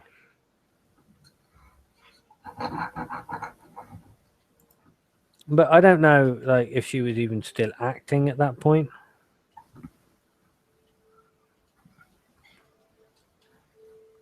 Because it changed to Chloe Annette. And I'm just trying to find out who was the original Christine Kachansky. Because I actually named the guitar after her. I have to name all my guitars before anybody says anything. You have to name your guitars. That's really weird. I can't find it. Say again, Gord. I usually call them firewood. Thanks, mate. No worries.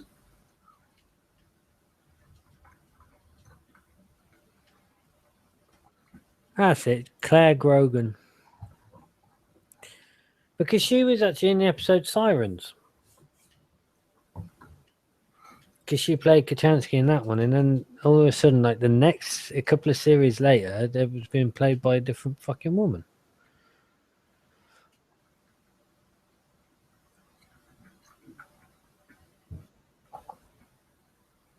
She was in an episode of Waterloo Road, which I would have never have known if I wasn't on IMDb, because I never watched that.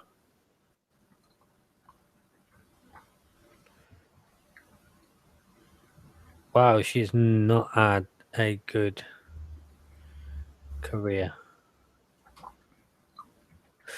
Anyway, what time is it? Oh, bloody hell, it's 10:20. Time flies when you're having fun. All talking about Red Dwarf. We're going to add this to, this is going to be a list now, actually, for another topic. We've got to have a Red Dwarf evening. Because we've got to do a Star Wars one. Which I think what we might do for the Star Wars one is we might make it our Christmas special. Sounds good. Yeah, because other than Christmas, you know, there's important stuff going on in December.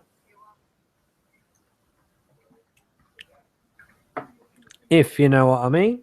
What could you possibly be alluding to? I'm finally going to drop my new mixtape. It's gangster rap meets, Country and Western. yeah. It's gonna revolutionize the music industry, mate. That's all I'm saying. So if you have stayed and listened to me waffle on this evening, I do apologize. Oh, David, mate, you and me, we have got to have a sit down in a chat, mate, because that'll happen as well. We'll do a Firefly one as well. Except when we do the Firefly one, the first one to mention, I am a leaf on the wind, watch how I soar, gets kicked out the call. Because I still get a sad every time. Every time. I look like I got a black eye. Does it look like I got a black eye to you? You do. I thought it was just reasserting her authority. No, I think I might have a black eye for some reason. I think it might be due to the fact that I'm knackered. Mm-hmm. So we can do a Red Dwarf one. We can do a Firefly one. We can do sci-fi, comedy, Western, fantasy. Because Star Wars is technically sci-fi fantasy, isn't it? It's like knights and stuff like that, but in space. It's a documentary set a long time ago in a galaxy far, far away. That's very true. And I'd like to see anybody prove that it's not real. You want to say it's not real? You fucking prove it.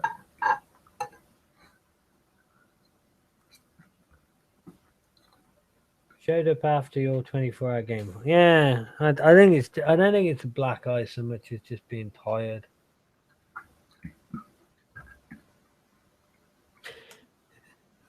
Curse your sudden but inevitable betrayal. This is a strong and peaceful land. We shall call it this land. Oh man, I need to go and watch Firefly now too. Everybody will excuse me. I'm not going on to illegal torrent sites whatsoever.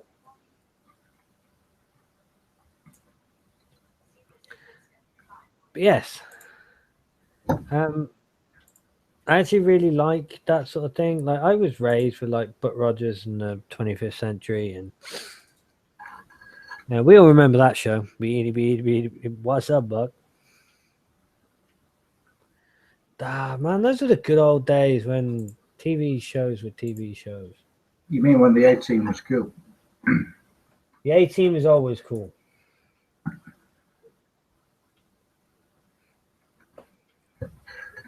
The A-Team is never not cool.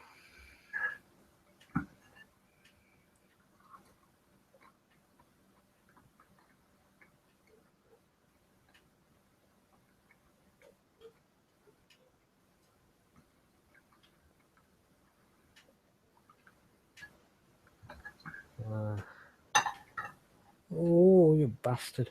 I hate it when they do that. Firefly, season 1. It's not Firefly season 1, is it? It's just Firefly. How can it be season 1?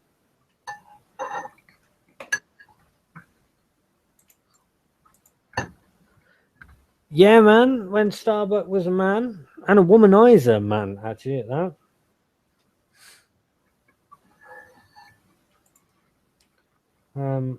What else we got going on?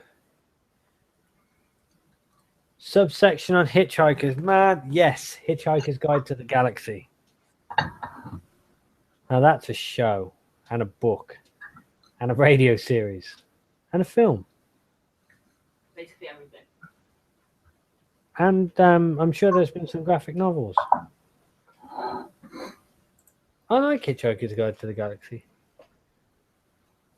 I honestly can't understand why no one else picked up the franchise. Because Fox owned the rights and they wouldn't allow anybody else to do anything with it. Belgians. Basically, I think the reason that Fox actually agreed to make it in the first place, well, not agreed to make it, but agreed to thing, is because they wanted to get Josh Whedon on board to work with them for something or other. And I think basically they thought, Whedon's attached to the project, this will be great. But then what they did with it is they didn't show the first episode, the pilot, which is really weird because usually the pilot episode is the episode that explains everything, so you don't have to explain it again in every single fucking episode. Yeah. So they didn't show that. So they started with the train job, and then they jumped like a couple of episodes in, and then they showed one of the earlier episodes after that. But the season has a linear progression, if you know what I mean. There's separate episodes, and you can watch them individually if you want. Yeah, but they have backstories, don't they? Yeah, there's an over arc. There's an arc that runs through the entire thing. It's the same as when you watch Doctor Who. Each series of Doctor Who has its own major story arc, and then you've just got the minor stories, which is your weekly episode. Yeah. There is stuff in there that was setting up for a third or a fourth series. Inara, when they're about to be attacked by Reavers, when she's bringing out the needle, that's not because she's about to kill herself. That's because she's sick. She's dying, and that's just her medicine. Everybody thought she was going to kill herself, and Joss Whedon's like, no, she's just sick. She's dying. There's some brilliant things going on in that show, and none of it will ever be seen by the lighter man because now it's too late. I don't see how they can now go back and start making it again. As much as I would love it, and I really would love it.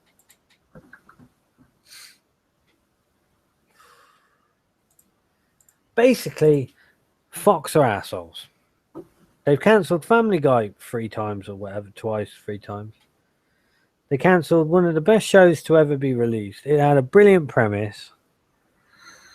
Who doesn't want to watch a sci-fi freaking western?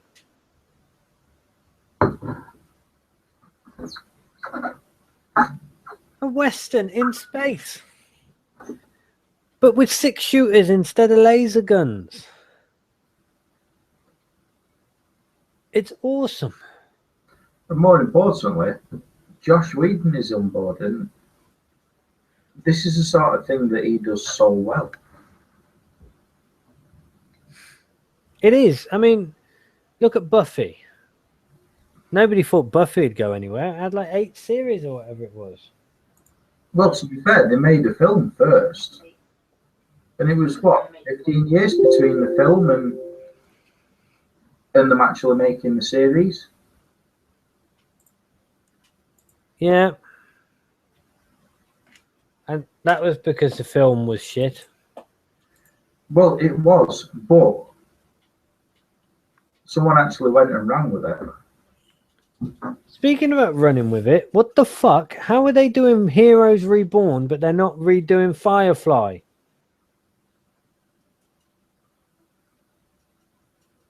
I could understand if the cast were like, no, we don't want to do it. We've done that. We've been there. But every single one of them has said that if they got the chance to do it again, they'd be there like that. Right? They went from when they did the series, and then they never got picked up.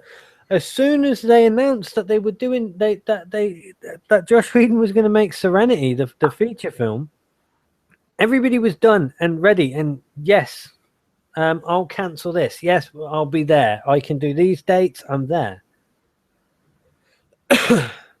And but yeah, so shit stuff is being remade. Dude, they're still putting out X Factor. You know, what hope have you got?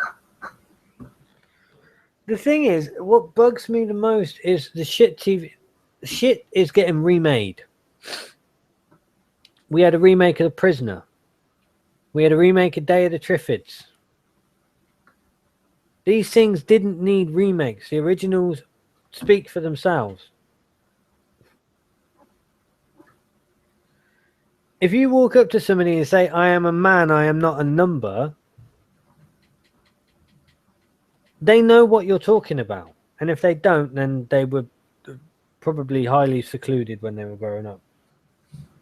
Oh, they didn't listen to Iron Maiden.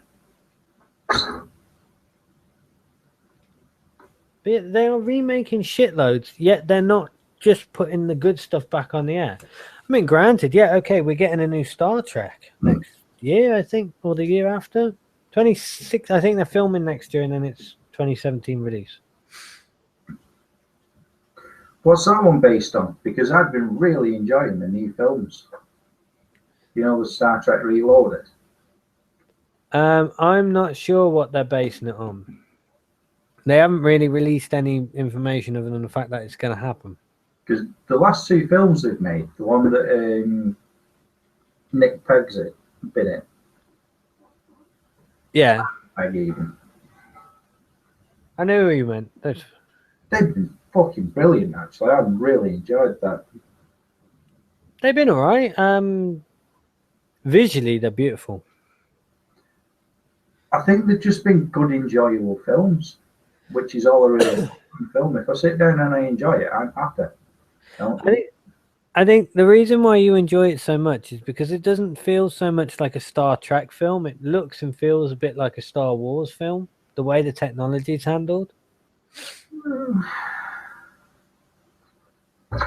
Well, I think they're just good films that, you know, are enjoyable. But then I enjoyed Mad Max.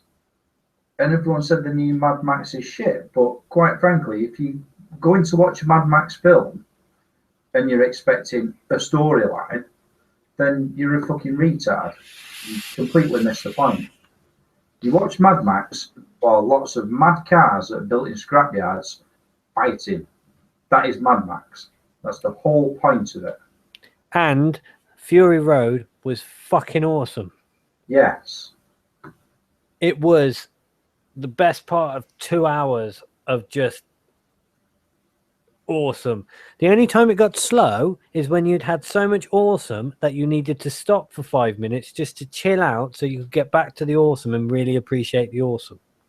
Yeah, it's, you know, monster trucks, and they had a fucking big battle truck as well that was like 3 cars welded onto a Mack. You know, proper stuff. Oh, and then you got the rom-com crap.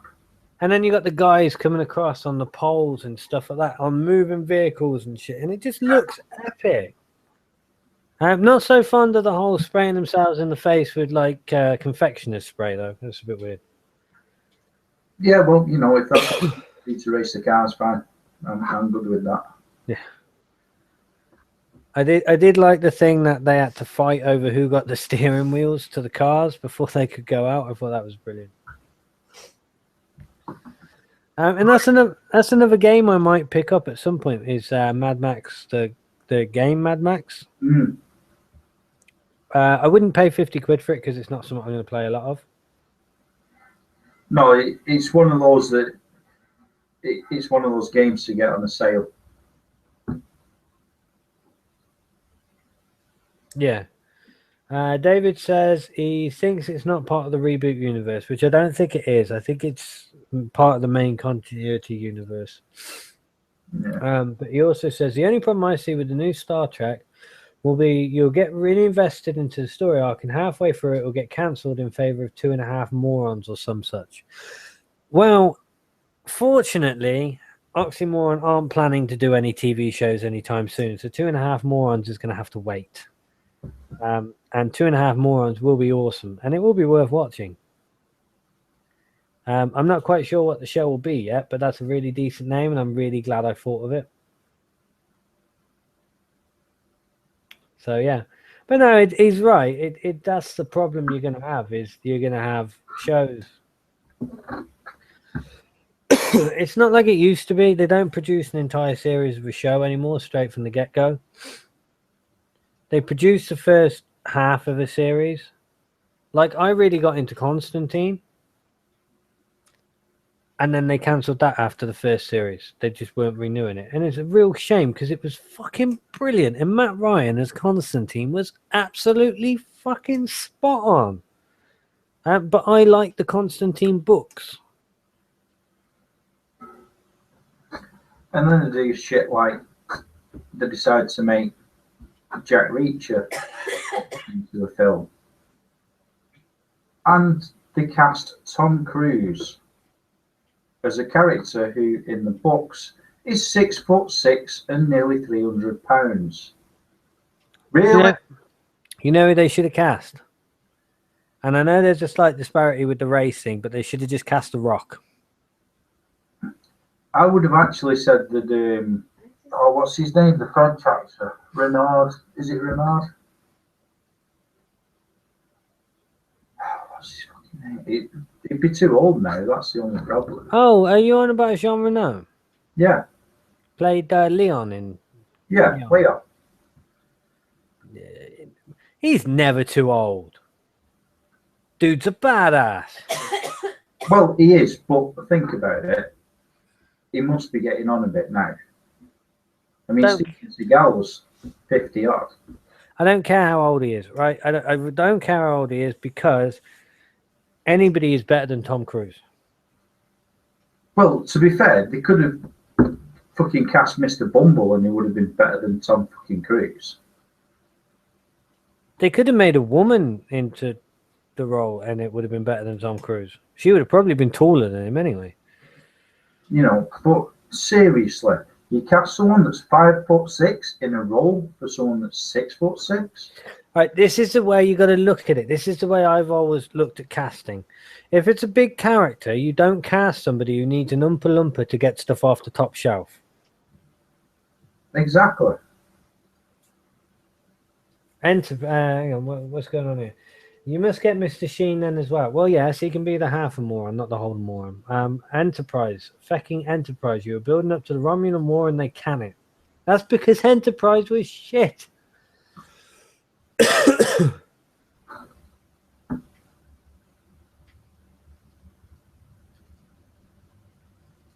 Well, we can Voyager as well, didn't they?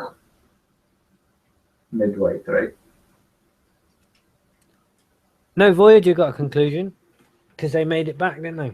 But I don't know if they made it back because they needed to make it back, or they made it back because they were running short on time and they just wanted to give it a actual End it. Yeah. Because there's nothing. I like Voyager. It's no, Next Generation, but none of them are. And I don't care what anybody says, right? Jean-Luc Picard is the best captain that the Enterprise has ever had. I cannot suffer overacting. And that's all you got in the original series was overacting. James Kirk. No, you're a cock. Fuck off.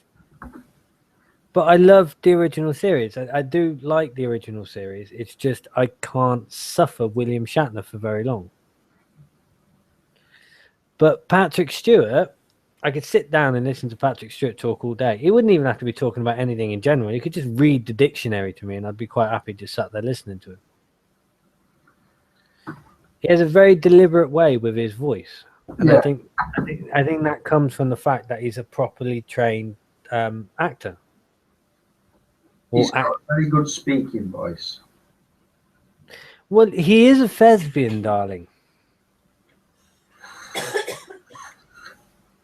Which I think helps. I think they needed that little bit of gravitas, that bit of it.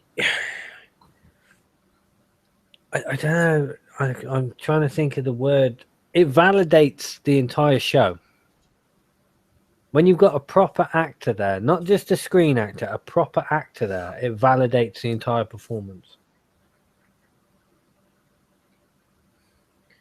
Yeah, but that's because the Next Generation films were all pretty wank.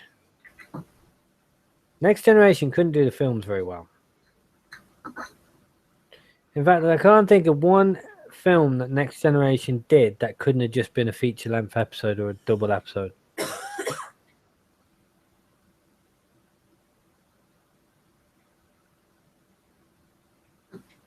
And Wrath of Khan probably is the better of the films. Anything's better than The Voyage Home or The Search for Spock. Or Star Trek the motion picture. But I do miss the old Enterprise. Like, my problem with the Enterprise TV show was everything looked a little bit too shiny and new, really, for being older technology. Everything seemed to work a lot better than it did in the original series. So that's why I don't like Enterprise. Which is weird because the guy who plays Archer, I'm trying to think of his name now. Oh, bollocks. The one that was in Quantum Leap. Yeah. Yeah, I loved him in Quantum Leap. Mm. Not Scott Bellucci. What's his fucking name? Oh, yeah, that's it. Scott Bakula.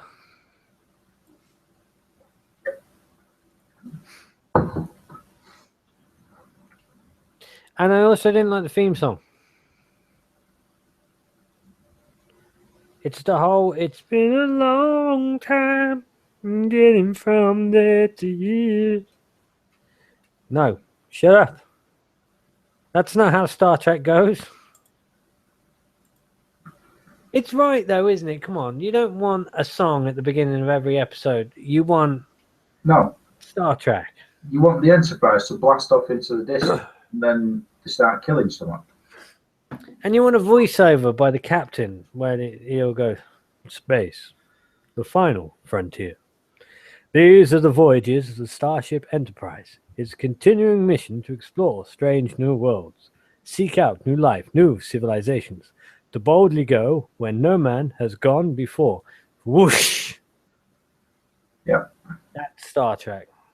Yeah, that is how it starts. Yes, he is sadly having to do NCIS. But then, didn't Ted Danson do CSI? Yes. He's now in CSI Cyber. Yeah. See, that's another actor who is being wasted, man. Ted Danson is amazing. If anybody doesn't know who Ted Danson is, he was in Cheers. That's where everybody knows your name. And he was also in Becca as a doctor called Becca, who was a cantankerous old sod, which actually came before House. And I think was slightly better than the original series of House, but House got better and Becca got cancelled. It's not that though. I mean, they're still making NCIS and what's the other one? CSI. Yeah, CSI. Still making that, and surely they must have run out of shit to do by now. How's he been killed? He's been shot. We must find the murderer. We'll trace the fucking bullet. And then they'll do a 20-minute segment on them tracing the bullet. Yeah, montage for like 25 minutes. Someone staring at fucking x-rays and stuff. I've got it. He was shot by a man who was 6'5". What the fuck?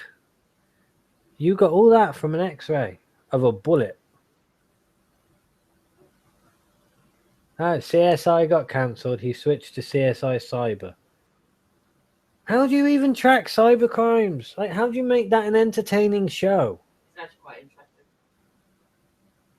How? Watch Well, it. there'd be a lot of porn involved, wouldn't there? Well, I suppose, yeah, but probably not the type of porn I'd want to watch. Not if you're part of a CSI Cyber Squad. This man. Yes, James Vanderbeek's in it.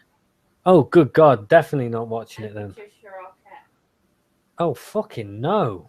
And Little Bow Wow. Oh, good God, no. And you know the live action Scooby-Doo films, the teenage years?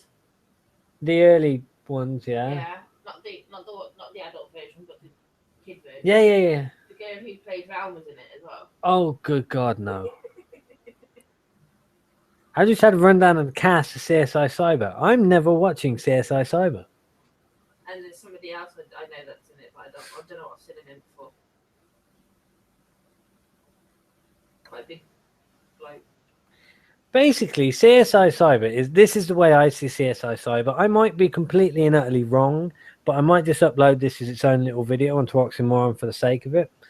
CSI Cyber to me is, oh, this guy's gone out and killed somebody. Let's go and check his internet history and see why he did it. I see you've been watching a lot of rape porn on Pornhub. That must be it. No, definitely going to be that. It's not going to be these 20 websites where you looked up how the perfect murder is committed. No. It's definitely the porn. Or it could be the Marilyn Manson video you watched back in 1995 on YouTube. Is that how it... Yes, that they didn't Maybe you should watch watch it. the Marilyn Manson video on YouTube in 1995. And then it was YouTube went about in 95 for a start. Marilyn Manson was, though. And they've actually still been sat here now waiting for it to stop buffering. 1995 internet. That should be the new punishment. You should have a little box that connects to your internet router. So when the kids are playing up, you put the 1995 box on and you go, right, that's it. 95 internet. Just flick a switch and then everything just goes to 95 internet. Welcome to dial-up. Yeah. Oh, and you have to turn it off now because I want to make a fucking phone call. Yep. I'm expecting a phone call from your nan anytime. Turn that fucking thing off. I don't care that you're doing your homework. I don't care that you're talking to your mates on your MSN Messenger and your AOL Instant Messenger. Man, those are days. I miss dial-up in a way. Bree, you watching Nerdgasm? Yeah, well, you're too slow, so I'm going to watch it without you. Have to have internet. No, that's fine. So, yeah. Is it time to call us an evening? I think it might be. It's actually 10 to 11. That's what I'm thinking. You need to get in before the heating gets turned off and everybody evacuates. I need to get in because I've got to wash up after tea. There is that as well. So, yes, thank you, everybody, for joining us. David, you're actually going to have to join the panel at one point because we need to have a good back and forth without the delay of chat. Although I might just listen to you and then reply about 2 minutes later for the sake of it. But yeah, I think that was a really good roundup of Star Trek. I did a really good roundup of what I assume CSI Cyber is about, which, unless anybody corrects me, I'm going to just assume that's what CSI Cyber pretty much is. And David did say about that, stop looking at my internet history. I can't help it. I'm everywhere. I am the internet. But yeah, so thank you for watching this edition of JV Live, which was a proper edition of JV Live and not an episode of JV Plays because we couldn't get on the website last week to actually change anything. So at last minute we had to decide to do a JV Plays. So that's why there wasn't a lot of information going about. Yes, David, if you could see for next week, darling, that would be lovely. So thank you very much for all joining me, and tatty buys. Would you like to say goodbyes, Gord? Yeah, good night, everyone. Thank you for joining us. We promise we won't bring back JV Play in the near future. I have rewatched the replay and Oh no, we can bring back JV Plays. It's just I'll host it, and Fatboy probably won't be in it. that's not very nice. Well, I swear, but I swear when it's needed. I don't swear because it's the only word I know. It can be in it. We'll just need to. It'd be nice, actually, yeah. Anyway, thank you for joining us. Good night, everyone. And I hope you all have a very moronic weekend. Tatty buys.